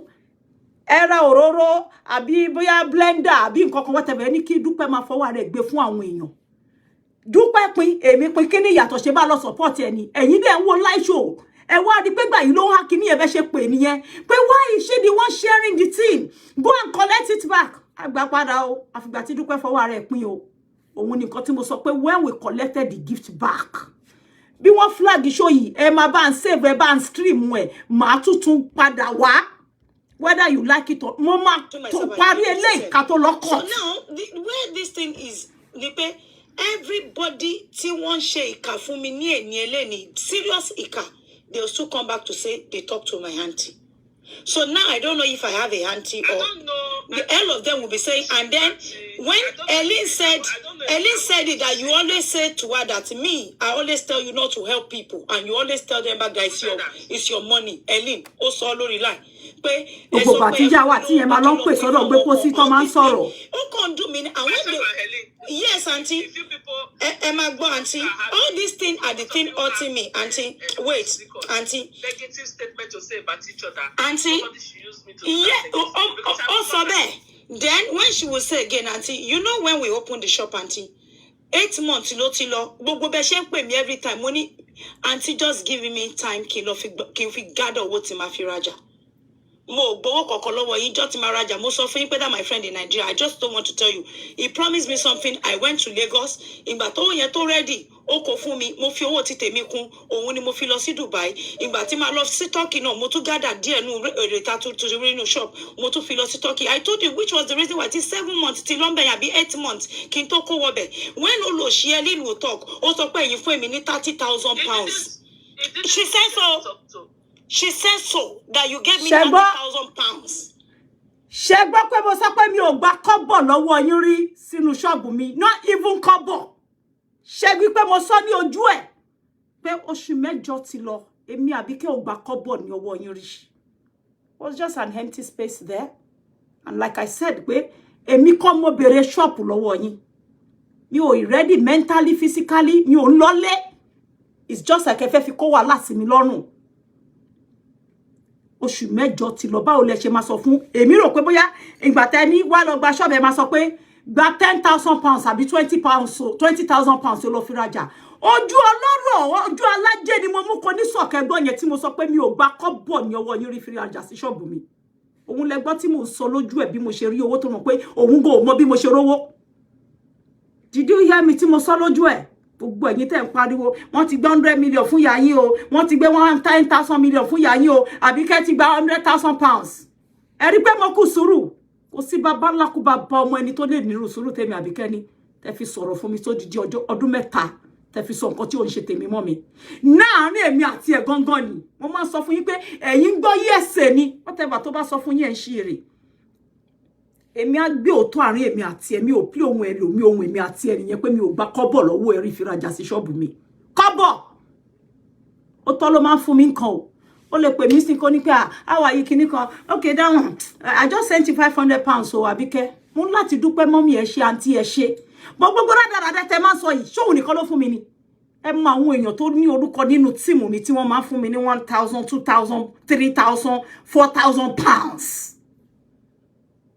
tí wọn ò pariwo wọn ò fẹ́ gbé orúkọ ara wọn síta rí èwo wá lológun ogun orí ọ̀ràn tó dẹ̀ ní mi mú tí mo gbóríṣiríṣi rọ́ ṣe bẹ́ẹ̀ gbọ́ tí mo sọ lójú ẹ̀ sí pé ṣé mo gba kọ́bọ̀lì ọwọ́ yín fi rajà sí ṣọ́ọ̀bù mi rí torí tí bá gbọ́ wọ́n ṣí ṣọ́ọ̀bù fún ẹ kí ló jẹ́ wọ́n ṣí ṣọ́ọ̀bù fún yàn gbèsè ní anybody wọ́n gba ṣọ́ọ̀bù fún ẹ wo ẹni tó gba ṣọ́ọ̀bù fún ẹ kọ́ ló máa bẹ́ẹ̀ sanwó maintenance January méjì ti wá ó ti lọ èmi mò ń san àwọn owó mi fún ara mi kò ń ṣe 1 million o ṣọ́ọ̀bù mi ò ṣe ṣọ́ọ̀bù 2 million lọ́dún o kò yẹ yín social kí náà ti ń pè tẹ máa san service charges kò ń ṣe owó kékeré ẹni gba ṣọ́ọ̀bù fún ẹ tí ò bá máa bẹ́ẹ̀ wo ọ̀ràn ló dá sẹ lẹ́yìn kó tẹ pámọ́ṣẹ́ owó ẹ wá sọ èmi ní orúkọ ẹ sọ jágajàga ẹnu yín rédèrèdè èyí tọ́lọ̀ máa gbá ogbó yín lẹ́nu tó máa fìyà jẹ yín tá fojú yín ráre ẹ jẹ́ ṣe tó ẹ tí gbọ́ dáadáa o ẹ̀yin lẹ fẹ́ gbọ́rọ̀ ẹ bèrè ni ẹ gbọ́ mo ní kò ìtásìkò tí máa sọ mo ready cut mentally physically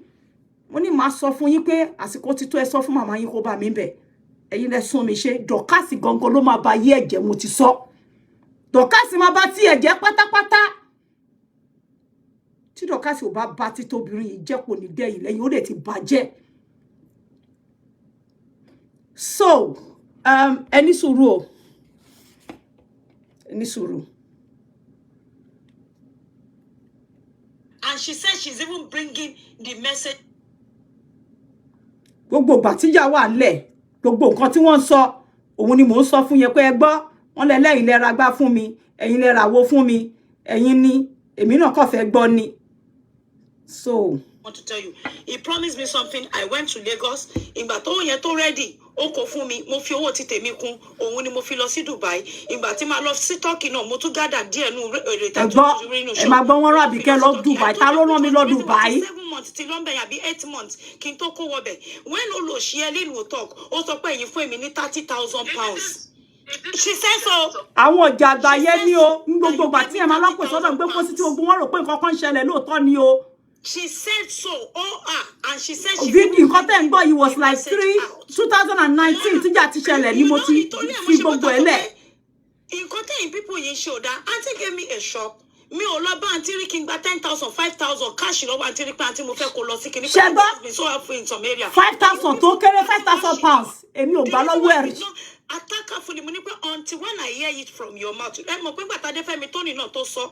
Òun náà sọ pé ẹ kówó kan fún mi tí mo fi gbé wọn sórí fóònù pẹ̀lú Vini ọmọ ìyá Jésù pé ṣé ẹ kówó fún mi rí pé ṣé mo gbowó lọ́wọ́ yín rí tí mo fi lọ sí Dubai pé these people they will carry one head and bang it to the other pé. And at the end of the day, what did Tony say? Yeah, Tony said you did not. You pé so bẹ́ẹ̀ fóun. But later she said ẹ máa gbọ́ àǹtí. I did not do for anybody. I cannot open my mouth to say that I did it. Even when I do something for people back. Yeah, they always say you always come back and tell them everything about me. Pé èmi gbowó lọ́wọ́ yín, and which was me jẹ́ wọ́n lẹ́jọ́. This I always tell them outside pé tẹ́ bá fún mi ní shop Tẹ́ bá fún mi anything, even if you give me 10 houses, I say shebe mi ni wọ́n fún, kò ṣá ṣe ya yin ni wọ́n fún. Shebi is me they gave. So leave me if I'm the pauper, I'm the beggar begging from her. Even if she says so, Shebi, she didn't say I steal from her. She said she gave me. I'm a pauper, I don't have anything, and she gave me. Yes, it's me she gave, not you people she gave. So let me have the 10 houses, the whatever houses, the motto, whatever they say I got from you. So this is how I always answer people sarcastically. Because you don't expect me to be telling you all this. But since you will not let me rest, you want to hear the truth, you will hear it between me and her. I told you only 2 people can tell the truth. Whatever she says after this conversation between myself and her, I cannot beat her. She's far older. It's not possible that I'm lying on her and she's not telling me right in my face that you are lying on me. This is just myself and her on the phone. Nobody's hypnotizing anybody. Kosha possible ko beru mi. Egbon si to sọ pé, and when you said that to Adefemi Tony, and what did he say? I didn't say so that I gave you money. I didn't say so that I was the one that sent you to Dubai. Mo gbọ́ pé wọ́n sọ pé wọ́n fún mi 10,000 pounds tí mo fi ṣe passport. Ẹ jọ̀ọ́ irú passport wo mi ti gba British.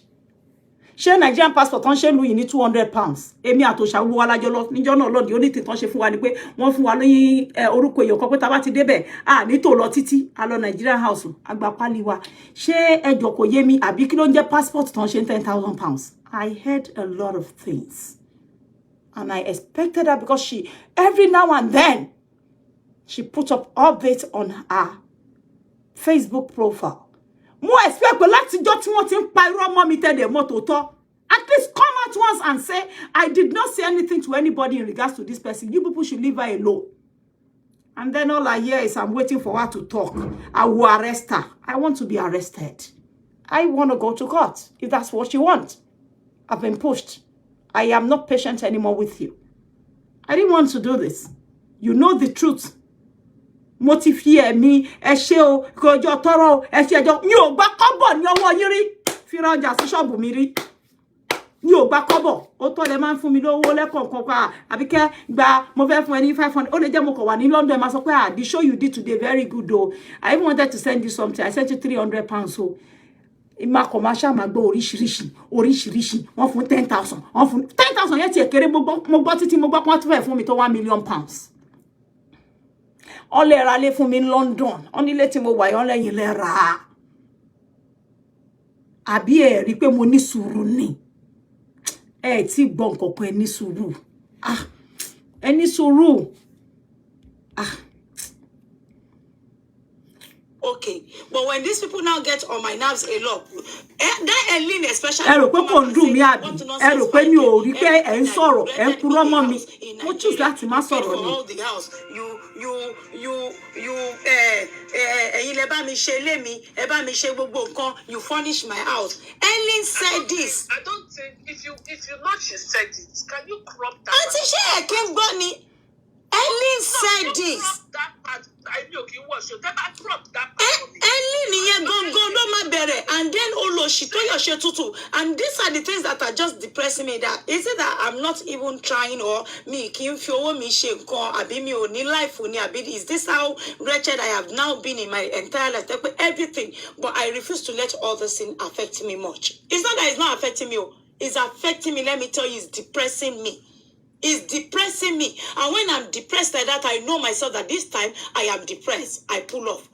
Kò ní dá fún Eileen láyé pẹ̀lú gbogbo ọmọ tó bá bí. Èpè ni mama ṣe fún gbogbo wọn, èpè ńlá.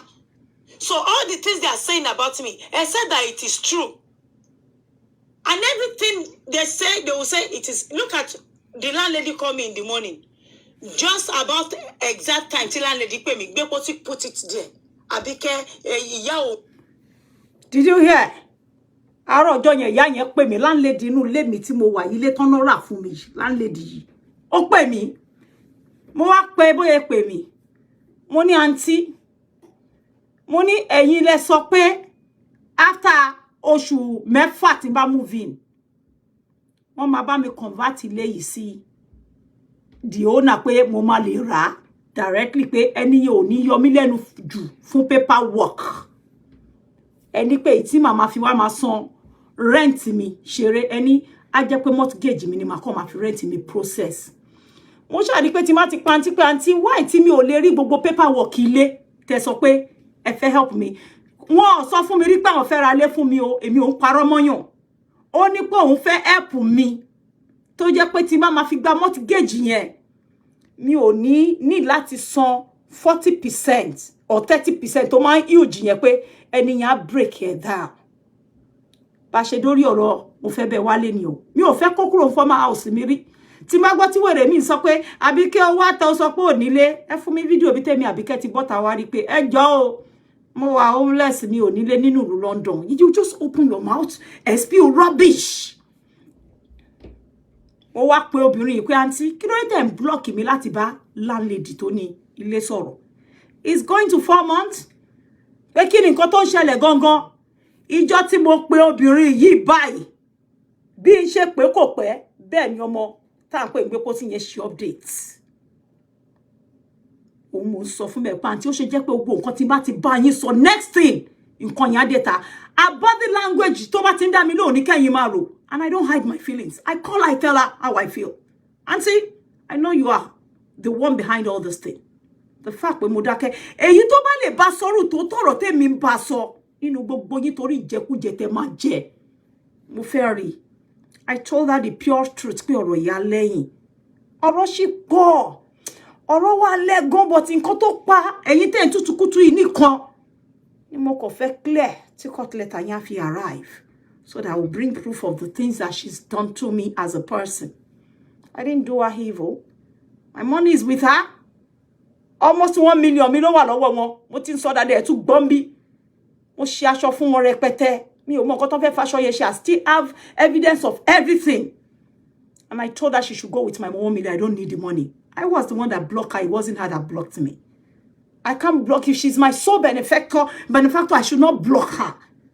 But when I saw that she was not bringing me peace, too much of complications here and there, too much controversy here and there, I decided to wash my hands off. There are people I don't like to roll with that brings me wahala.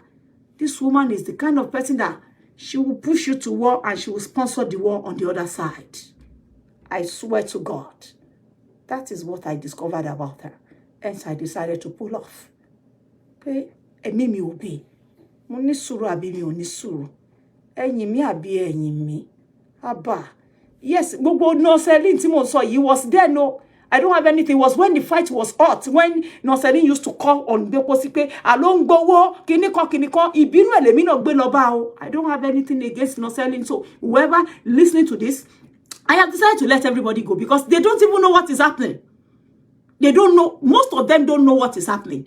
Ọ̀tọ̀ ni nǹkan tó bìnrin sọ fún mi, ọ̀tọ̀ ni nǹkan tó wà láàrin ọ̀tọ̀ ni nǹkan tó lọ sọ fún àwọn èèyàn ta. It's not that she was not nice, but nǹkan tó bá fúnyàn tó bá jẹ́ 1p ni. Mention it as 1p. Don't call it 1 million. It's about to be evicted. So yeah, our auntie said they are throwing her out of the house. Where are they getting information? I don't know. I don't know anything about that. Under syrup.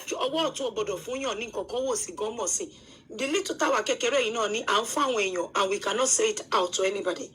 Just this morning, bo shekere to ni 10,000, ni 5,000 to baba ba mi because you know man so pe o man da ki o ma shanu nkan te de ko wa la wa na nse but a gbodo fi kon admin can you block already if they are not part of us mo de sọ fún wọn nkan tí gbogbo nǹkan mi no ma sọ síta gbogbo plans èmi àti yín wọ́n ma sọ síta ẹ má gbọ́ wọ́n tún gbé jáde pé shop pé ìjọ ẹ mọ̀ pé ẹ̀wọ̀n gbé síta náà lórí Janet Tutu. I will go and screen look for this pé the day that I was doing my shop cabinet shelf that you put me on the phone, someone was hearing, the person told them, Jaga, come and give us evidence of how you do your shop, all this thing. At the end of the day, I will say, all this thing you're talking about, I don't know anything about it. That's the truth. But what I discuss with you in close, auntie, gbogbo nǹkan tá jọ máa ń sọ ló máa ń data ni mò ń sọ fún yín. Let me tell you what. Everything we discuss is always out there ni mò ń sọ. That's why I am depressed. That's why I said I'm excusing myself. You understand? I'm excusing myself. I have never been rude to you, auntie. Mind mi mo máa ń sọ fún yín tí n bá ti ṣe nǹkan pé, okay, auntie, this is my mind. I just express myself. Mi ò kí ń rude sí yín. Mo kàn máa sọ mind mi fún yín ni. Oh, sorry. yé mi. Yes, mo agree. Ọ̀rọ̀ tí ẹ sọ fún mi.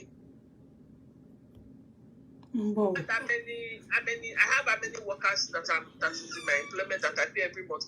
Over 1,000 workers. So they cannot be fighting me in a place tí wọ́n máa sọ pé wọ́n sọ pé a lady gossip this. I have a lot of people that look up to me. My younger ones, my father has 60 children. Auntie Shego, gbogbo nǹkan tí Dorcas náà tún máa ń sọ. Kò sí anybody inú family mi or inú àwọn ọ̀rẹ́ mi tó máa sọ pé mo gossip worry because mi ò ní reason to. Auntie, but gbọ́ nǹkan tí Elin sọ recently, at least that one I called your attention to it. You called me. You said that. Abi? Wọ́n sọ pé you are ungrateful. I said crop it for me, then I will confront her. Bọ́ ẹ mọ̀ pé ṣe bẹ́ẹ̀ ti gbọ́ létà ta send ẹ̀ sí yín. Send it to me. Irobo send nǹkan sí yín. Irobo send anything to me. Irobo send anything sí yín. Go send anything to me, get gbé sórí line. Irobo send voice note sí yín. Go send. Ìgbà wo ló send ẹ̀? Send anything to me. Anyway, I said even Mommy Seki said she heard everything and she called you. Mommy Seki said she heard ìgbà tí Elin gan sọ nonsense lẹ́nu ẹ̀. Pé mo sọ pé ẹ wà ungrateful. Mommy Seki sọ pé àwọn gbogbo nǹkan tẹ́lẹ̀ náà sọ. Wọ́n náà sọ pé ẹ fún mi lówó pé kí n fún èèyàn kan. Pé mo ní ẹ fún mi lówó kí n fún èèyàn kankan rí ju kéèké. Ẹ mọ̀ pé jọ́ ìtẹ́ fún mi lówó ẹni. Ṣé gbọ́ pé ẹ fún èmi Àbíkẹ́ lówó rí kí n fún ẹnikẹ́ni rí láyé mi rí ju kéèké. Mo dẹ̀ send £200 yẹn sí kéèké. Kéèké ò dẹ̀ tọrọ owó. Fúnra ara yín lè máa sọ pé kíyàn. And that was the only person she ever. Mo dẹ̀ send ẹ sí kéèké. Irobo ló send ẹ sí, èmi kọ́ ni mo send ẹ sí kéèké dẹ̀ pè mí pé ẹ sọ fún aunty pé ó ṣe o, he didn't ask for it. Ẹ̀yin lẹ máa ń wọnú inbox àwọn èèyàn lọ. Pé ṣé wọ́n fẹ́ gbá, ṣé wọ́n fẹ́ àwo, ṣé wọ́n fẹ́ kinní kan. Yes. So èmi kàn express mind mi fún yín pé ẹ̀yin náà tó bá yẹ pé ẹ̀yin ni ẹ jẹ́ kinní èmi ò lè stand láti rí yín pé inú ìjọ yẹn táyà tí Mom Seki tẹ̀tẹ̀ argument èmi mo lọ bẹ̀ Mom Seki pé ẹjọ́ máa pẹ́ má bínú sáǹtì pé ẹ jẹ́ kó tán pé gbogbo àtàkì táwọn port and border ṣe fún wọn pé ẹjọ́ ẹ bá mi pè wọ́n so that wọn ò ní máa ronú. I believe that is the way it's supposed to be, but kí wò gbàtẹ́ pé tán bá ti àtàkì mi kò ṣe pé mi ò lè ṣe kinní but èyí máa sọ pé kí má down and that is even more depressing. It's more depressing because èmi ò lówó tí mo fẹ́ fi gbé anybody lọ sí court but ẹ̀yin ń deal pẹ̀lú wọn ní court èmi ò dẹ̀ gbé wọn lọ sí court.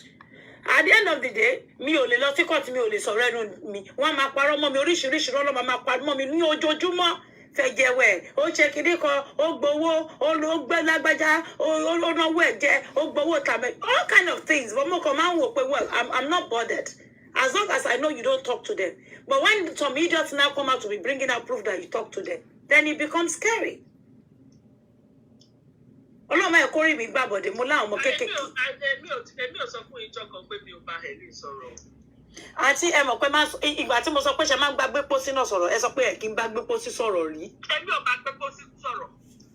Ẹni pọ̀ rẹ yín kan ló rarun lọ́wọ́ ẹ̀ pé ẹ bá sọ̀rọ̀ rí láéláé irú gbogbo ẹ ló dé attack àwọn ọmọ mi. Ó dẹ̀ gbé proof bọ́ta pé òun àti yín máa ń sọ̀rọ̀ pé ilẹ̀ fóun lówó báyìí. No, all those things that she brought, if you see somebody did the show and even prove her wrong when it was 1990. Have you forgotten that somebody, I think it was Gilbert, Dr. Ribert or so, one man that was on Facebook before, but he's not there any longer. He brought it out and brought out 1990. It's something that was doctored, for God's sake. I was not talking to her. I was not talking to that girl. But àǹtí gbàtẹ́ máa sọ pé yes pé ẹ fún lówó pé kó fi kán fi ọmọ ẹ̀ lẹ́ni court. Yes, mo sọ bẹ́ẹ̀. Báwo lẹ ṣe ìgbà tẹ́ ẹ bá sọ̀rọ̀ báwo lẹ ṣe fún lówó pé kó fi gbà lọ́ọ̀yà. Ṣé mo kówó fún directly? I don't give anybody money. But ẹ bá gba lọ́ọ̀yà. It was too Yeti. Ó yá àǹtí ẹ máa gbọ́ ẹgbọ́n gbà tí ó àtàkì àwọn ọmọ mi tó ṣépè fún Àǹjọ́lá fún Tímì láì orí àwọn ọmọ mi ò ní gbèpè lórúkọ Jésù. Tó bá jẹ́ pé ọmọ yín ni mí tí ọyàn kan ṣe bẹ́ẹ̀ fún grandchildren ni ṣé máa lọ bá gba ọmọ ẹ̀.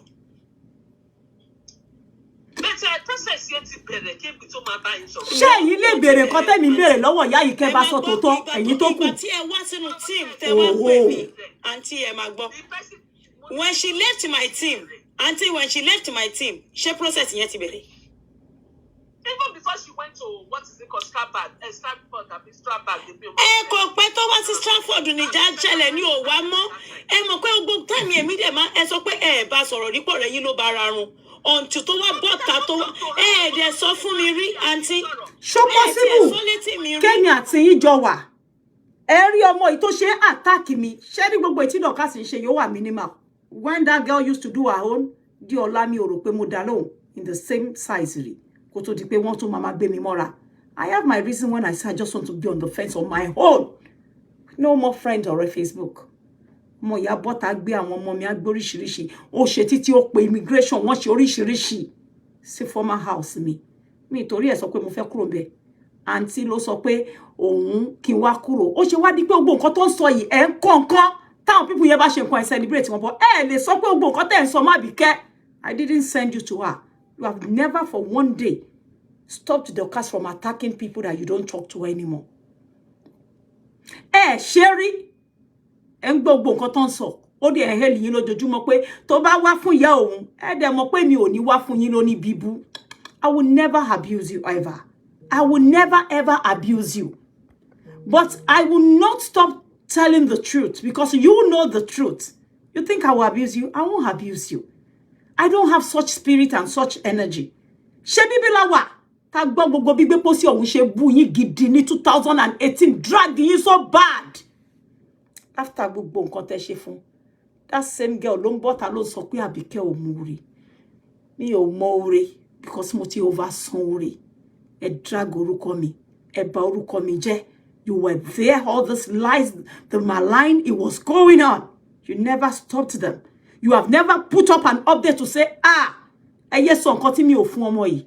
Ó tọ́ lẹ fún mi láwọn nǹkan just like bẹ́ ṣe fún Ṣadé tí Ṣadé náà sọ pé wọ́n bá ní nǹkan tẹ́ fún òun. Ó ṣe wá di pé òun gbọ́. Ẹ̀yin nìkan kọ́ lẹ̀ wá sórí show lẹ̀ appreciate èèyàn. Why are you behind everybody attacking me? Ó ṣe jẹ́ pé àwọn tó bá attack mi tó ń bá mi jà. Àwọn lè máa gbọ́ tó máa hail yín. Put up update rí pé ó ti tó. Bẹ́ẹ̀ lè mú bí ẹyọ kan jáde tèmi Abike ti bọ́ta tí mo ti ṣe show fún yín. The only reason tí ẹ ṣe ń bá mi jà ni pé probably mo rin ìrìn mi lọ mo dẹ̀ face yín kí n tó lọ. I did it inside. Mo text yín pé gbogbo mi tó wà lọ́wọ́ yín ẹ máa mú lọ. Aṣọ tí mo supply yín the last time. Mo ní mi ò fẹ́ auntie. Senegalese gbogbo ẹ̀ wà ńbẹ̀. Mo ṣe special Senegalese tí ẹyọ kọ̀ọ̀kan cost mi ní 300 fún yín. Mo ṣe méjì. Ó jẹ́ 600,000. Mo dẹ̀ ṣe àwọn kí ló ti ń pè fún yín. Ṣòkòtò gbogbo ẹ̀ gbogbo picture wà lọ́wọ́ mi. Owó mi jẹ́ 1 million. Mo ní mi ò fẹ́ auntie. Ṣé bẹ́ẹ̀ yín náà ti fún mi kọrí ẹ̀yin náà mo fún yín 1 million yẹn. Anything tó kọ̀ máa fa wàhálà mi ò kọ̀ fẹ́. Tẹ́ bá fẹ́ fún mi 1 billion mo reject ẹ̀ mo ní mi ò fẹ́.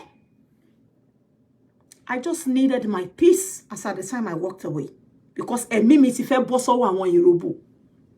Gbogbo ọ̀nà ni ìròbó ti lò láyé yìí láti sọwọ́ mi délẹ̀ tí wọ́n rò pé mo ti gba billions ní ọwọ́ yín. Jẹ́jẹ́ mi mo jókòó. Mi ò sọ pé mo fẹ́ change ilé bọ́n ṣe pé immigration wá o. Ẹ̀yin lẹ sọ fún mi pé Abike wa máa lọ. Kó má lọ di pé máa padà. Mo náà tí ẹ gbàgbé wọ́n ṣòṣì orí Facebook ẹ nínú ẹlẹ́tẹ̀ ti rẹ́yàn kan o. Ẹni yẹn ó máa bá mi ṣe ọ̀rọ̀ ilé pé kí n lọ mú àdúgbò. Mo ní mo ti gbọ́. Ẹ bá mi sanwó ilé ẹ pè wọ́n lóòótọ́ oṣù 6 ẹni pé wọ́n process nǹkan mo pa àǹtí kí ló ń ṣẹlẹ̀ gangan. Gbogbo bill yẹn náà gbé wá fún mi mo gbé fún èèyàn kan lẹ́nu ọjọ́ mẹ́ta yìí all the bills and everything. Tí ẹ fi tàn mí tẹ́ ní pé mi ò lè l'access sónílé. Ìgbà tí mo l'access sónílé lónílé sọ pé ẹ̀yin àtòun ò jọ ní agreement pé òun fẹ́ ta lé òun rí. Rent lòun rent ilé òun. Mo dẹ̀ pick up rent mi. They really? They waste àkókò mi. Ni mo jókòó. Èmi ò ń parọ́ bí ṣe wà yìí. Mi ò dẹ̀ ṣe abáramọ̀ọ́rẹ́ jẹ ní ayé mi. Àmọ́ gbogbo nǹkan tẹ́ ṣe. Jẹ́jẹ́ mi mo jókòó yín ní kí wá lọ ṣe birthday fún Esabod. Mi ò tún yín láṣìírí rí ẹ̀yin lẹ pè mí pé can you help me to celebrate Esabod? Mo dẹ̀ ní àǹtí ẹ mọ̀ pé mi àti Esabod à kí n kò là. Kí ló dé tẹ́ fẹ́ kí lọ celebrate ọ̀tá mi? How do I explain this to my teammates? And don't worry, I will send you the money. Money, èmi àti Esabod ń jà. Báwo mo ṣe máa bọ́ta tí mo ní mo fẹ́ wá ẹni kì í ṣá lọ ṣe. Mo dẹ̀ ní ó dá mo ti gbọ́. How come? Ẹ máa sọ fáwọn èèyàn when you catch Abike in Nigeria, she will rot in prison. Tẹ́ bá má Abike ń bí, àwọn ẹ gbọ́ tí Dorcas ní tán bá bí yàlá já òun Adébísí re. Kó bọ́ta kó sọ̀rọ̀. Ṣé bí worse ni? Ṣé ti pààyàn rí? Ẹ̀kan náà máa ń pààyàn mẹ́, wọ́n ń pààyàn lẹ́ẹ̀mejì. Mi ò nírú patience yẹn fún yín mọ́ man. Ẹ use bullet yín once and for all. Ẹ get àwọn boys yín on the road for me. Èmi Abike ni mo sọ bẹ́ẹ̀. Enough! Enough of gbogbo ṣé ipá náà fi ń gba help ni. What is it? Ẹ̀yin lẹ́lẹ́ mi ni. Àwọn Dorcas náà lè slave gbogbo gbèsè ayé wọn, àwọn yẹn lẹ́rú owó, èmi ò sínú ẹrú owó. Èmi Abike mo kọjá ẹni tí ẹnikẹ́ni máa nawọ́ sí pé ẹrú owó. Tí ló gé mi tó gé mi jẹ́lẹ̀ ṣe lè mú evidence bí tí mo ti ever wá tọrọ owó àbí tí mo kọ́kọ́ wá bá yín láyé mi. Mi ò gbé fóònù yín for so long. Òṣà ló ń pè mí pé èjè tí ẹ dá ẹni yìí lóhùn. Àfìgbà tẹ́ dájálẹ̀ láàrin mi àtòṣà. Ẹ dájálẹ̀ láàrin mi àti Ìròbò. Ẹ̀yin gangan lẹni tẹ́ cause major problem fún wa ní inú team. Pátápátá mo sọ fún yín bíbá ẹ máa gbọ́ o. Bí ó ṣe jẹ́ pé gbogbo èèyàn ẹ̀yin lẹ́ni kí n lọ sá fún ya biscuit náà pé ó máa ṣe nǹkan fún mi nínú shop. Sọ létí mi rí. You see, it's like mo enemy yín. Mo dẹ̀ ń bẹ́ enemy yín sọ̀rọ̀. Mo dẹ̀ ń bẹ́ yín sọ every day. Mo dẹ̀ rí kan tẹ́ enemy yẹn ṣe fún yín bó ṣe ń affect yín. Mi ò dẹ̀ sọ létí yín rí pé mo ń ṣe nǹkan kan to assist that your enemy. Ṣẹ̀gbọ́. Do you know what? You know I run a charitable organization. From the no, I run a charity. Okay. It is from that charity that I do scholarship. It is from that charity that I do empowerment program. Oh. That charity, I've been doing it for the past 15 to 16 years. Kì í ṣe ní mo bẹ̀rẹ̀, mo ti ń ṣe for a long time. What we do is that when you make profits, you take out 25% of it. That is the law. You take out 25% of it and give back to the society.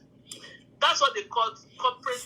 Auntie, kí ló tẹ́ pé àwọn tó ń jà lẹ́yìn give back to tẹ́ ṣe fún àwọn tí wọ́n jà àwọn tó yẹ ìyà ń jẹ́ pọ̀ rẹpẹtẹ lórí street why àwọn tó wà ní Facebook fracas bí gbẹ́pọ̀ sí yìí sí profit charity. Ẹ jọ̀ọ́ ṣé èèyàn máa tún ṣe dáadáa ju bí mo ṣe yìí lọ ṣé wọ́n fi bòye olówó ẹ gbọ́ nǹkan tí mo sọ fúngbà tẹ́yìn ò síbẹ̀ ẹ bá ń pariwo tẹ́ ń sunkún pé tó bá bí Àbíkẹ́ rẹ̀ mo ti dán mẹ́ẹ̀ẹ́dọ́gbọ̀n rú ẹ̀wò nínú ilé pẹ̀lú èmi àti ẹ̀wọ̀n náà wọn kò rí nǹkan kan fi mí ṣe. Òun ni mo bí yẹn pé aunty why are you just involved with people that are fighting alone? Èmi àti ẹ̀yin ò lè bí ẹ̀yin ti ta sóòlù yín fẹ́ ṣù. Gbogbo ẹ̀yin tó kù ẹ ti jẹjẹkújẹ. Ẹ fún Àbíkẹ́ ní kudos. Ọ̀gá ni when they call her a queen, it's because she deserves the crown. I am a fearless dove. People only die once, they don't die twice. Tó bá fẹ́ pààyàn wo ẹni tẹ́yin níbo pa alẹ́ nǹkan ṣe tún máa rí mọ́ tẹ́ bá fẹ́ yẹn lómi. That's it. But then you are left with your own conscience. Ki conscience here ma bite here kiri all the days of your life. Ki gbogbo evil le ma hunt here.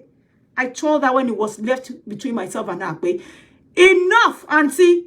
Ó ṣe jẹ́ pé àwọn tó ń jà tí gbogbo gboro dàrú nìkan lẹ wà involved pẹ̀lú left and right. Ẹ̀yin lẹ máa fẹ́ ni tó ń jà, ẹ̀yin lẹ máa fẹ́ ni tó ń bá jà. When there are so many people indigent on the street, so many cases here and there. Now the streets that you are talking about, like who? There are so many, auntie. If you want me to bring like 100 for you today, I will bring. The truth of the matter is you hardly even know me. But gbẹ́pọ̀ sí àwọn tó wà nínú Facebook fracas yìí. Abike, you hardly even know me. You don't know the kind of people I'm empowering.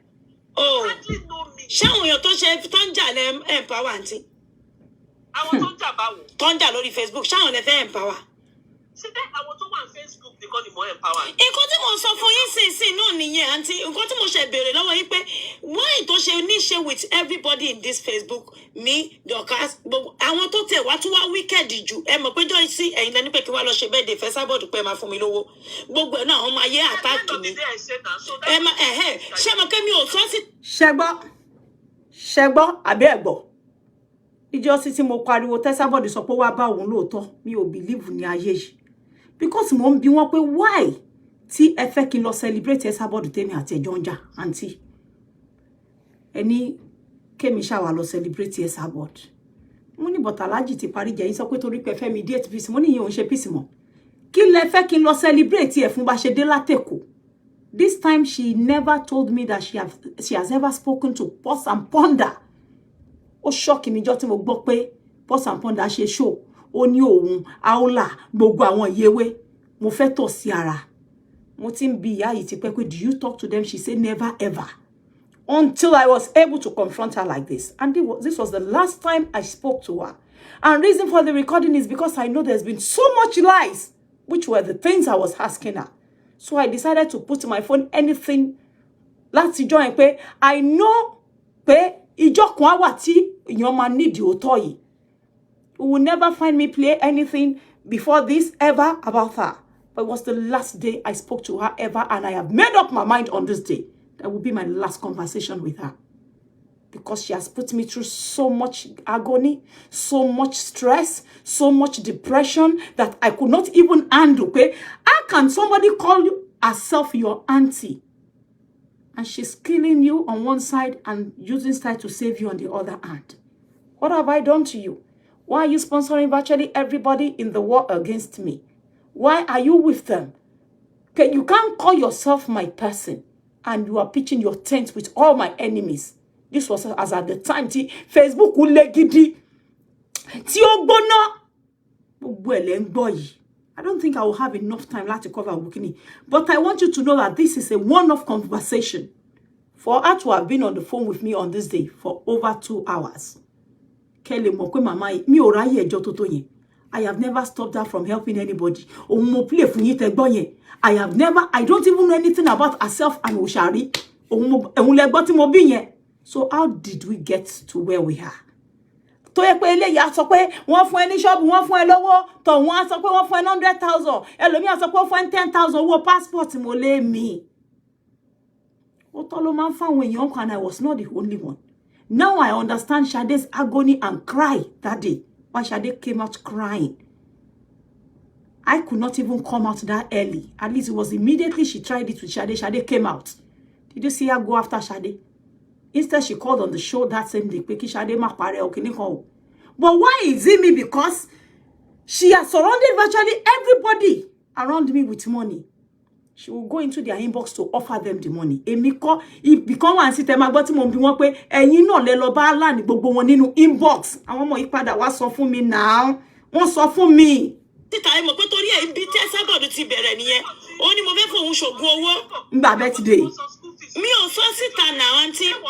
Ṣé o pé mi ò sọ síta rí pé máa gbọ́n àti èmi ò sọ rí pé ẹ̀yin lẹ́ni pé kí wá lọ bá ṣe birthday fún. Bó attack mi gan torí ẹ pé àmì fẹ́ fòun ṣògùn owó pé Alhaji àtẹ̀mí la plan ìkàtà fẹ́ ṣe fòun. Àti ṣògùn. Me oh sorry now. Àwọn ọmọ ayé gan bá mi jà pé what kind of gesture is this one? When would you go and say o fẹ́ ṣe party tó di pé ìyá yẹn wá sọ di èbú tó fi ń bú mi di ọ̀la?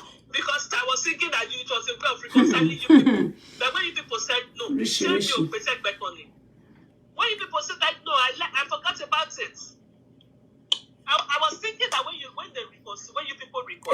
Before that, you must pé kí wá lọ celebrate so lẹ́yìn ele tí wọ́n lọ fún Sábọ̀dù lówó lẹ fún ní lesi tí obìnrin yẹn náà sọ tí mo rò pé ń parọ́ mọ́ yín ni. Just like you like this Facebook. They sorry. Enjoying it. They so egba money gba. So me every time I say I think auntie is really enjoying this thing.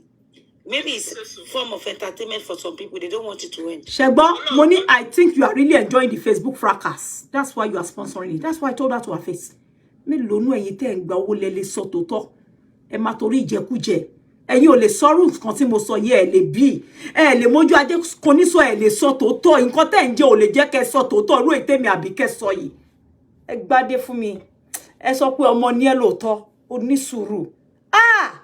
Gbogbo tí gbogbo yín ti ń sọ nǹkan tó ń yóò gba kíní ó gbàgbà ṣẹ́rí mi kí wọ́n á dìbọn kí ẹ. Dorcas Anton bá bí ìyá òun rẹ̀. She went to the extent of giving Dorcas addressing phone number landlord mi tó ní shop mi ní Èkó. Dorcas put the woman on the phone.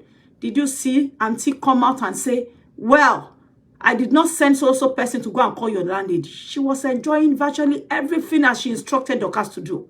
I didn't say a word. And then she will go behind me and say, Tomba bi Abike, kí lẹ fẹ́ ṣe fún mi gangan. Mo fẹ́ mọ̀. Wọ́n bí mi re, wọ́n bí mi tán, wọ́n bí mi kú. Wọ́n bí mi kú gidi. Mi kò fẹ́ kó bàjẹ́ láàrin mi àti nǹkan tí mo fẹ́ ni pé kẹ́ máa lọ́n lọ yín. Ìfẹ́ ní nǹkan kan bá yín ṣe. A sì ní àwọn nǹkan àṣírí tó pọ̀ mi. Mi ìfẹ́ fọ́ ń bíbà. Tí n bá fọ́ máa fọ́ tán ẹ̀dẹ̀ ní láìkí ẹ̀. Ọ̀rọ̀ ti pọ̀ jù. Nǹkan tó dá wá pọ̀. Mi ní fọ́ yòókù láyé. Àárín yẹn tí mo jẹ wọ́n yẹn. pé ọ̀rọ̀ ó ṣe ṣọ́ọ̀bù ẹ ṣí ṣọ́ọ̀bù ẹ pump 100 million sínú ṣọ́ọ̀bù òun mo fẹ́ kọ́ gbọ́ wọ́n dẹ̀ ti gbọ́ pé ẹ fún mi ní kọ́bọ̀ pé kí n fi rajà sí ṣọ́ọ̀bù yìí òun lóṣù mẹ́jọ ṣe lọ òun ṣe play òun yín kán lọ mẹ́nu wọn kán mèṣọ́nà ẹ̀ tán bá wá fẹ́ kú tán fẹ́ gbó tán fẹ́ ṣe gbogbo ẹ̀ lẹ́yìn ni wọ́n lè continue èyí tó kọ ẹ jẹ́ kémi àti yín pàdé ní court castle tiẹ̀ enough of the shit ikọ́ fẹ́ gbé fún yàn pé tán bá mi play kò lè dùn mọ́ mi fi kí n fẹ́nu ara mi ròyìn wọ́n ṣí ṣọ́ọ̀bù fún ta ni ìjọ mo mọ̀ yín mi ò mọ̀ yín fọ́dún méjì mi ò mọ̀ yín fún 2 years láyé mi àkànìyàn tí mo pàdé láàrin 2 years gbogbo nǹkan yìí bọ́ta rí kẹ wá sọ pé àbíkẹ́ náà nígbà tẹ dájàlẹ̀ tẹ sọ pé èmi mo sọ pé kẹ má fún òòṣà ní owó tẹ́lẹ̀ mi mo ní pé kẹ má fún òòṣà lówó tí mo wá bá yín sìn yín pé okay aunty ta la fẹ́. Auntie, be careful. We don't want fight, oh. Please, oh, be careful, oh. Mo ń bọ̀ o. Both of you were talking. No, that one me, I was not there. I was not there. If only you can put on speaker to hear me now. Me, I will be asking her, you will be hearing. Me, I won't do any. Auntie, no, never share double face with anybody. I'll be sorry in your life that lie me. Me or Moshe, I will say it the way it is and I will just leave it. Also, I don't know how to fight continuously. When it's less about the hair, but for people that are close to me, this is me. I don't think I've ever called you. Am I a posha? I be where I'm ever more in it. What any pay my fosha? Me or more kokori so for me. Boboroto pamo me then pay me more by pay phone low. You even you yourself, you know, pay me or more kokon. Thank God she said it. Pay so poko mass of me. Like I told you, like I said it earlier. I won't run here to Tikoja. Yet you want to pay more so. I take responsibility and sorry. Then going forward, nobody can call me to tell me anything. Now, ẹ sọ fún mi lẹ́yìn mi pé àwọn ọ̀rọ̀ tẹ́ sọ tẹ́ parọ́ mọ́ mi lọ́dọ̀ òòṣà ẹ lè take responsibility, you are sorry. Do you know how many times I cry behind the doors because I don't want to expose you? Do you know what embarrassment you caused me? And now you're telling me behind the door that you are sorry. After saying things that I never discussed with you as an older person. Mo gbé sára fódìdí ọdún mẹ́ta. Wọ́n báṣì mi, wọ́n forí mi mọ́lẹ̀ torí love tí mo ní fún yín ni aunty. Torí love àti respect tí mo ní fún yín. Mi ò já yín rí kí n bọ́ tari. But ẹ̀yin lẹ ń sọ fún mi yẹn pé you take responsibility, you are sorry. How do I come out to tell the general public what you did with my name? Now you rub this mud on me. I carried it on for so many years without exposing you. I never discuss social with you. I don't even know if you ever promised her anything. Mi ò mọ̀ kankan pa ẹ̀rí òun lèmi àti yín wá Johnson sí one-on-one. Pé ṣé mo ever mọ̀ bóyá ẹ fẹ́ help òṣàrí ṣe bá mi sorry. Ẹ̀yin náà lẹ tún wá lọ sọ fún òṣà pé don't tell Abike o about what I don't know.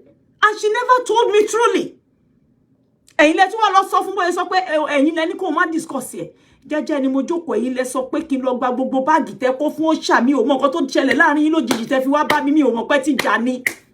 Mi ò dẹ̀ pé òṣà bá jàrí ẹ bá rí pé dọ̀dọ̀dọ̀dọ̀ wà kó bá gilẹ̀ wá ìtẹ̀ wá ń parọ́ nǹkan tí mi ò mọ̀ mi káàkiri tẹ̀ ń fi mi gbá yìí ọ̀rọ̀ sì pọ̀ ńlẹ̀ ọ̀rọ̀ tó wà ńlẹ̀ tí má pílì àwọn yẹn àwọn nǹkan tó pọ̀ ni but mi ò ráyè. God knows I will never revisit it but fún àwọn olórí burúkú tó ń sọ kátikàti àwọn ìṣọwọ́ ọ̀lẹ àwọn olóṣì apá ọdún èmi lọ́pọlọ mo dẹ̀ ṣiṣẹ́ ọpọlọ tẹ́yìn bá lè máa claim pé yín ní ṣọ́ọ̀bù ẹ̀ ń tajà báwo lẹ ṣe máa bú èmi tèmi náà ládùúrú ọjà yẹn ṣé kọ̀ọ̀kan wà nú yín tí ṣọ́ọ̀bù yín tó wà fún tèmi ni ṣọ́ọ̀bù yín ò tó wà fún tèmi ẹ lọ wọ bẹ̀kẹ́ kájẹ́kù jókòó ni bẹ́ẹ̀ mo tún ní ọjà wo tẹ́ bá wo gbogbo bí ọjà ni so báwo lẹ ṣe máa pe òṣìṣẹ́ tẹ́ pé ẹ máa pe lọ́lẹ̀ ẹ̀yin kẹ́ ń fowó ṣọ́ọ̀bù lẹ́yìn sọ pé ẹ̀yin ṣò ẹ ṣé ti tèmi yẹn ṣé kwanda náà tàn bẹ́ẹ̀ ni àbí pépà ni wọ́n san tán bá rajà tán.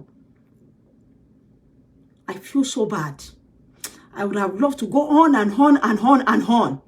But then pause here so that abade court a lè mú èyí tó kù. But níbi tabade mo ho pé àwọn tó tin tutukutu wọ́n á ti gbọ́n sí pé ẹnu ara yín lẹ fi sọ. Mo ti bẹ̀ yín mo ti ṣoríṣiríṣi. Lẹ́yìn pé ante ma e koro yìí data. Ẹ má tì mí. Àmọ́ ẹ ń gbọ́ tó lórí burúkú ọmọ Dorcas. Tí ò ní jèrè tó máa fi gbogbo ọjọ́ ayé máa ṣe ẹ̀sìn kò tí ṣe ẹ̀sìn kan pé yan ó tí ṣe ẹ̀sìn confirm bí ere kò múrù nǹkan tèmi mú mọ́nú ọdún mẹ́ta tí mo fi dákẹ́ tó bá jẹ́ yín ni ẹ ti balẹ̀ jẹ́ ẹ ti bọ́ta wá sọ tòótọ́ ẹ máa dúró nǹkan tí mo gbà mọ́ ara tí mo mú mọ́ra tí mo rọra dákẹ́ tí bá ti dénú ilé, I would rather just cry and just leave it there because mi ò fẹ́ sọ obìnrin lẹ́nu. Pé tí bá sọ síta nǹkan á bàjẹ́. Aya kí mi. Gbogbo ẹ̀ ni mo play. Ẹ̀yin lẹ sọ pé fẹ́ fúngbà yìí ní scholarship. Ẹni kígbà yìí fún yín lórúkọ ọkọ ẹ̀ nítorí pé gbà yóò gbélé kó pé ọ̀dọ̀ ta làwọn ọmọ ẹ̀ wà tẹ́ fẹ́ fún ní scholarship. Ọ̀dọ̀ ta ni àwọn ọmọ yẹn wà. Ó lọ́dọ̀ ọkọ òun ni wọ́n wà lÉkòó. Ìgbà tẹ́ máa pín ọkọ ọgbà yìí. Ìyálé gbà yìí ìyàwó tí ọkọ ẹ̀ fẹ́. Òun màlẹ́ ní kó lọ kó àwọn ọmọ wá. Lẹ bá di ọ̀rẹ́ ọkọ ọgbà yìí. Lẹ bá close mọ́ ọkọ ọgbà yìí àti ìyàwó tó fẹ́ síta jù gbà yìí tó mú yín mọ́lé lọ. Èmi àti gbogbo àwọn yèyé dúpsì lẹ́ni kò yẹ ká jà. Kí lẹ ń ṣe gbogbo lé fún? What do you gain from it? Kí lẹ fẹ́ gain? Gbogbo gbà ẹ tí Nọ́sẹ̀lì máa pè sí orí show gbépo sí. Mo máa gbọ́ oríṣiríṣi nígbà tá rin wọ́n sì mọ́lù. Nípa ara mi máa dẹ̀ bọ́ sínú ilé máa tún máa pinch ara mi pé could it be true? Until I made up my mind that come. I don't think I want to be with this woman. Ẹ̀yin lẹ gbọ́ tẹ́ ń sọ bẹ́ẹ̀ yẹn nípa ọ̀rọ̀ Ìyá Biscuit pé kí má jẹ́ kí ó wá ṣe nǹkan fún mi irú nǹkan tó ṣe fún ẹ̀gbọ́n ẹ̀. Òun mo play ń beginning yẹn. Ọ̀rọ̀ pọ̀ jù. Òun náà like yín hide anyway. So, àwọn nǹkan kan wà tó pé ìwà mi ò lè yí àwọn èèyàn. Àbíkẹ́ jẹ́ ọmọ tó máa ń sábà èèyàn púpọ̀ gan. Tẹ́ ti máa ní kí n gbé nǹkan síta. Ọwọ́ gbogbo yín á jábọ́. Ẹ mọ̀ pé ọ̀gá ni Àbíkẹ́ pé ẹ gbé fún. Tó bá lè parọ́ mọ́yàn tó ń báyàn lórúkọ jẹ́ báyìí. Consecutively, tẹ́ni yóò dé bọ́tàrí. Just like àwọn èyí tẹ́ ń gbọ́ pa mi náà pẹ̀lú ọba. Àsìkò tí tó. I have my reasons for being quiet. Mo lè fi 3, 5, 10 years. Mo lè fi strategize pẹ̀lú yàn. But kò tí tó àsìkò. Ìyẹn ogún ọdún máa ń gbóná gidigidi gan ni. Nǹkan tí mo fẹ́ kẹ́ mọ̀ ni pé I've been pushed to the wall. Mo dẹ̀ fẹ́ kí mo wà máa yẹn bí ọmọ àlè yẹn ọmọ òfò yẹn. Ẹ má dúró pé kí n wá ṣe kò tó tí má dé kó náà má disclose location. Tí a bá dé court of law, mo fẹ́ kí wọ́n gbé mi. Ẹ̀yin náà lẹ ń post madam yẹn bí apààyàn. By the words of your mouth, all of you, tẹ́ máa sọ pé ń defend her. The way you portray her as if she sends people to go and kill. Nǹkan tọ́rọ̀ Dọ̀kásì jọ nìyẹn. Ani tán bá bí ẹrẹ dárúkọ ya wọ́n á pa ìdànù. Ìròbó náà ṣe báyìí. Your life, you are the one going to Lagos, so they will waste you. Ooh, you have even implicated her more than since I moved with her. I've never heard her say she was going to kill anybody.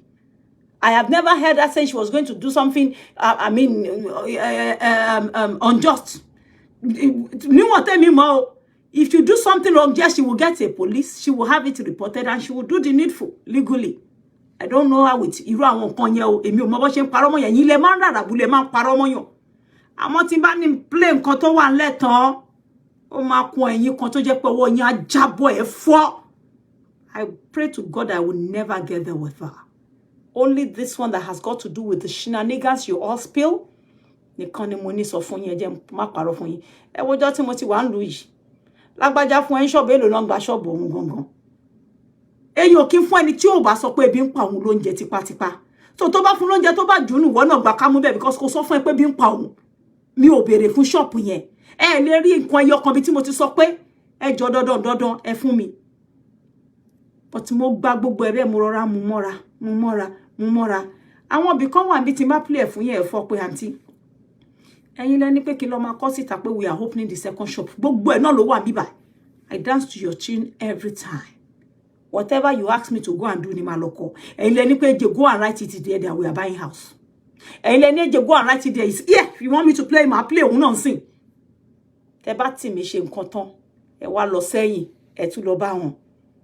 Ẹni kan tún wá attack me. So it got to a point I was asking myself that come, I had a life before I met you and my life was beautiful. Mo ti move sínú ilé mi tuntun. Láti 2017 mi bí tí mo gbé, mo ti move sínú ilé mi tuntun kí tó mọ̀ yín. Ká má lẹ́yìn ni mo mọ̀ tí mo fi sanwó lé. Ẹ gẹ́ mi, mo ti wà nínú yìí, mo ti ń ṣe àjọ, àwọn àjọ ká kó 5,000, 55. Mo ti ń ṣe láti 2013 pẹ̀lú àwọn kan ní Dagina sí mi ò gbọ́dọ̀. Gbogbo wọn mọ̀. Abijibike ọ̀rẹ́ mi gan sọ fún yín pé alájọ ni mí. Àti ṣàwọn ní 300 every month in those days. Tó wò tí ẹ tí nìyí tó yìí. Àti ṣo ní 500, àti ṣo ní 1,000. Èmi Àbíkẹ́ kọjọ́ ọmọ tẹ́ anybody máa sọ pé bí n ṣe fún ẹ lówó oúnjẹ mọ́ yẹn kíní kan àṣẹ. No! Mo appreciate yín, mo show yín love, mo keep àṣírí yín gbogbo nǹkan tẹ́ ṣe sí orúkọ mi. Mi ò jẹ́ kó wọ́n pé ẹ ń ṣe kóbokòbó ẹ ń forí àwọn èèyàn gbára wọn.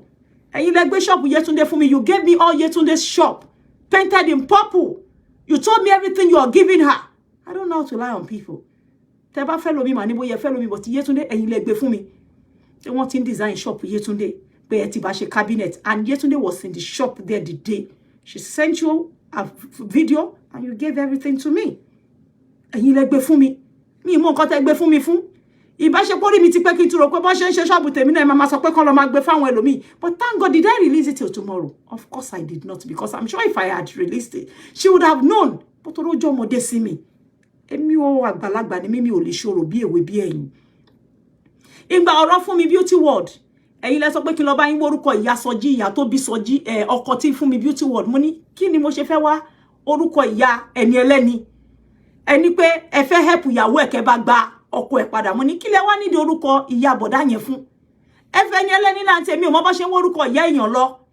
Ẹ lẹ fẹ́ bá jáde sí, ṣeṣẹ́ sí ìyẹn ìyàwó tó wà l'Amẹ́ríkà pé fẹ́ gba ọkọ padà. Mo lé mi ò mọ̀ ńgbà tí mi ò mọ̀ yọ̀tẹ́ ní lọ wá orúkọ ìyá èèyàn wá. Èmi ò ń parọ́ mọ́yàn láyé mi. Ọ̀rọ̀ ti pọ̀jù àǹtí gbogbo ẹ̀dẹ̀ wá ń bí, but ẹ fẹ́ ṣẹ́rí díẹ̀ mi ò fẹ́. Mo fẹ́ jáwọ́ nínú ẹ̀ pé tell all of them wọ́n bá nǹkan tẹ́ fún mi, just like we both discussed here. Èyí tó bá kù, leave it for God to judge it. Tó bá jẹ́ pé ẹ̀yin lẹ ṣẹ̀ mi ní owó tèmi náà filẹ̀ sí yín lọ pé kẹ́ máa mú lọ. Mi ò fẹ́ wàhálà kan ní. Mi ò fẹ́ wàhálà. Ọ̀rọ̀ yìí ti pọ̀jù. I just want to have my own peace. But I didn't team leba everywhere jẹ́. Ẹ̀yin lọ bá àwọn èèyàn. Mo rántí jọ́ tí Willy náà wá bá mi pé fẹ́ fún òun lówó. Mi ò bá Willy jáde ọ̀la. Ó ní pé màmá yẹn fẹ́ fún mi lówó èjè. Mo ní tó bá máa gbé orúkọ lẹ̀, mo ní má gbé orúkọ ẹ̀ gangan lẹ̀ o. Mo ní torí èmi ò parọ́ mọ́ ẹ̀, torí téèyàn bá ṣépè sí orí èèyàn àdàbí yẹn á pa onítọ̀hún. Àfi tó bá pẹ́ ẹni yẹn parọ́ mọ́ ẹnìkan lókun. Àti pé ẹni yẹn kò ń ṣòótọ́ ló sọ. Mo ní má fún wọn lórúkọ ẹ̀ gangan torí mi ò mọ̀ bóyá àǹtí yìí, mi ò mọ̀ bó ṣe dúró mọ́ o. Àdẹ̀fi ọmọ ẹ̀dẹ̀ ní pé òun á lọ wórúkọ tó òun máa gbé fún yín. Àdẹ̀fi tó yẹ máa dí mo rí tó tún ṣe gbọ́nkú sí mi di ọ̀la. Ẹ̀yin lẹ ló ń fún àwọn èèyàn lówó tó fi dé. Owó dẹ̀ ní agbára ẹni tí ò bá ní self dignity, self respect, tí ò ní self value, they will fall into the trap of the demon. Owó lẹ fi fọ́ ọ̀tún, fọ́ òsì, fọ́ gbogbo ẹ̀. Àwọn ibì kan wà níbẹ̀ tí mò ń sọ fún yín pé wọ́n lè ra truck fún Sọjí, pé èmi gan ni mò ń sọ fáwọn èèyàn pé ẹ lè ra truck. Ẹ rántí gbà tá à ń gbọ́ náà tí gbogbo yín sọ. Ẹ̀yin èèyàn tẹ́ bá ń gbọ́ nǹkan àtẹ̀yìn tó kù. It's not every one of you that wishes to hear, that have any good intentions. Some of you are just looking for a way to crawl to her. Nǹkan mi tẹ́lẹ̀ omi inú yín dẹ̀ máa gbà táyé yín á bàjẹ́ tẹ́ ẹ̀ ní balance mọ́. Ẹ jẹ́ ń sọ fún yín, nǹkan tó wà lẹ́yìn ọ̀fà, nǹkan tá ń gbà yìí, ó ju èje lọ, èmi mo confirm fún yín bẹ́ẹ̀. Ó ju èje lọ. Ẹni tó bá létí inú yín kó gbọ́, mi ò ní pariwo púpọ̀. Ọ̀rọ̀ ẹni kọ́ ẹkún ẹni kọ́, ó máa tó yé yín. Ẹ ní pàdé òfun ní tọ́rọ́ fi gba pọ́n mẹ́ẹ̀dọ́gbọ̀n lọ́wọ́ yín ní àlàáfíà àti lọ síwájú yín. Kí ló dé? Kí ló dé? Ẹ̀yin mi náà so ẹ ní find out, ẹ kàn máa dá sí ọ̀rọ̀, ẹ máa tútùkùtù. Àwíyé ṣe wọ́n ní ṣọ́ọ̀bù kan tó fi ń ṣakọ, wọ́n ní ìyá kan ló ṣí fún gbogbo ẹlẹ́gbọ́n yẹn. Mi àti ìyá yẹn gangan la jọ ń sọ yẹn pé mi ò gbà kọ́bọ̀ fi ra nǹkan sínú ṣọ́ọ̀bù yẹn rí lọ́wọ́ yín rí. Ìjọ kan ẹ pè mí ẹni pé àwọn máa gbé jewelry, òun mò ń sọ pé àwọn gbé jewelry kankan wá fún mi rí. Ẹ̀yin náà dẹ̀ down, ó sì wà ń bí náà pé but you didn't pick the call. I deliberately don't want it because as at then, lẹ pàṣẹ fún mi pé ẹ fẹ́ rí ya biscuit around me. Mi ò dẹ̀ fẹ́ wàhálà. You okay? Darling, okay. I'll call you. Where's your jumper? Okay. And it's gonna be cold later.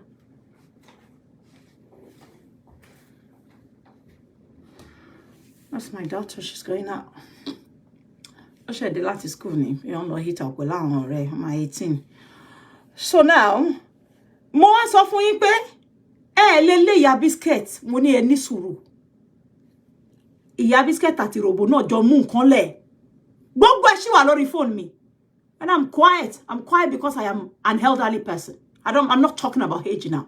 My maturity is too much. Tí máa ní fún nǹkan afọ́ nǹkan púpọ̀ tẹ́ fẹ́ gbọ́, ẹ gbọ́ tó ọwọ́ gbogbo yín á jábọ́ pé ha! Yeyebewaji kù sùúrù ọmọ ni ẹ́. torí màá gbé tọ̀tún wá màá gbé tòsí gbogbo nǹkan afọ. I don't do recording game. But the only time I ever had to do this was the last time I spoke to her. And after that, I went into her inbox on Facebook Messenger. I left her a message. I expressed myself bitterly there. But we have come to the end of the road. I don't need anything from you anymore. Fa tá bá ní nǹkan kan tẹ́ fẹ́ padà tẹ́ fún mi rí mo ní ẹ wá gbà mo nítorí ẹ ní mi ò ṣe ní gba owó mi tó wà lọ́wọ́ yín pé ẹ máa mú lọ. Àwọn robo ẹ̀mí mi ò bá ti bọ́ sọ́wọ́ wọn. Robo wà lára àwọn tó ń sọ fún gbogbo èèyàn pé owó tí Eje ti gbà lọ́wọ́ obìnrin yóò ń ṣe owó kékeré. Wọ́n fẹ́ pa mí ní àwọn mẹ́tẹ̀ẹ̀ta yẹn. Tẹ́ bá fẹ́ gbọ́, wọ́n fẹ́ gba ẹ̀mí mi lórí nǹkan tí ò sí lọ́wọ́ mi. Torí mò ń dán kọjá nǹkan tí obìnrin yìí gan fún mi. Ìgbà tí mo lọ Dubai, àǹtí pè mí pé Àbíkẹ́ ibo lo ti rówó tó kàn ṣe yàlàyàlà àǹtí ẹ pé jáwa sí mo náà àǹtí èmi ò ṣe ọmọdé. Téèyàn kan ṣe rán mi bí ṣe máa gbádùn ayé mi pẹ̀lú ọmọ méjì. Ṣéyàn kan mo bímọ fún ni. Ṣé ó máa wá lé koko tó yẹn káyé mi wá bàjẹ́ ni. Ẹ̀dẹ̀ ń gbé gbogbo information mi fún Dorcas nǹkan tí ó sì. Ẹ ń fún ní false info.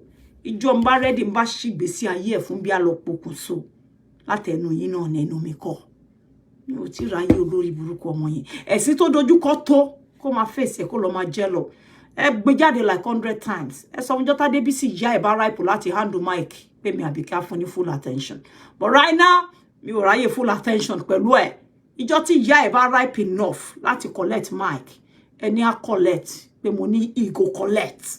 Not today. So keep sending her out. After gbogbo tẹ́ tí ń gbé jáde ẹ rí bí mo ṣe ń fine sí. Gbogbo nǹkan tẹ́ ṣe up to palace. Mo bá yín dé mọ́. Bí kí n kú bí anywhere tẹ́ bá rí mi pé mo ti fẹ́ láyọ̀ kẹ́ gbé mi ṣubú kẹ́ bá bẹ̀ jẹ́. Ẹ wà hell bent on destroying Àbíkẹ́. Why tẹ́ destroy Ṣadé gbà tí Ṣadé bọ́ta tó wá sọ same thing, something similar. Why is it Àbíkẹ́? Èmi ni mo honor yín jù, èmi mo fún yín ní gbogbo èrò tẹ́ kó lọ jù. Èmi gangan mo fún yín láwọn tẹ́ ń lò gbogbo àwọn tẹ́ kó lára mi lẹ̀ ń lò lẹ́ni. Ẹ láwọn èèyàn yín kankan. Àwọn tẹ́ kó nú Eje team ló pọ̀ jù. Yálà wọ́n lójú kòkòrò àbẹ́yìn lẹ lọ fi lọ wọ́n. I don't want to care, but look, I have taken the good work away. That I don't want anything from you anymore. And I don't want to step on your toes either. And every of these girls you saw when Dorcas will be using you to threaten lives, telling people, call auntie's name, are you God? Why can't I call your name? Even in the court of law, they wouldn't just say I should not call names. Did I call names in a derogatory manner? Esabod did worse. Did she die today? She went to court and she came back. They only want her off. This is cybercrime, whatever it is. Even if no Igbo won't power. So kini mo ṣe mi ò bú yín rí náà.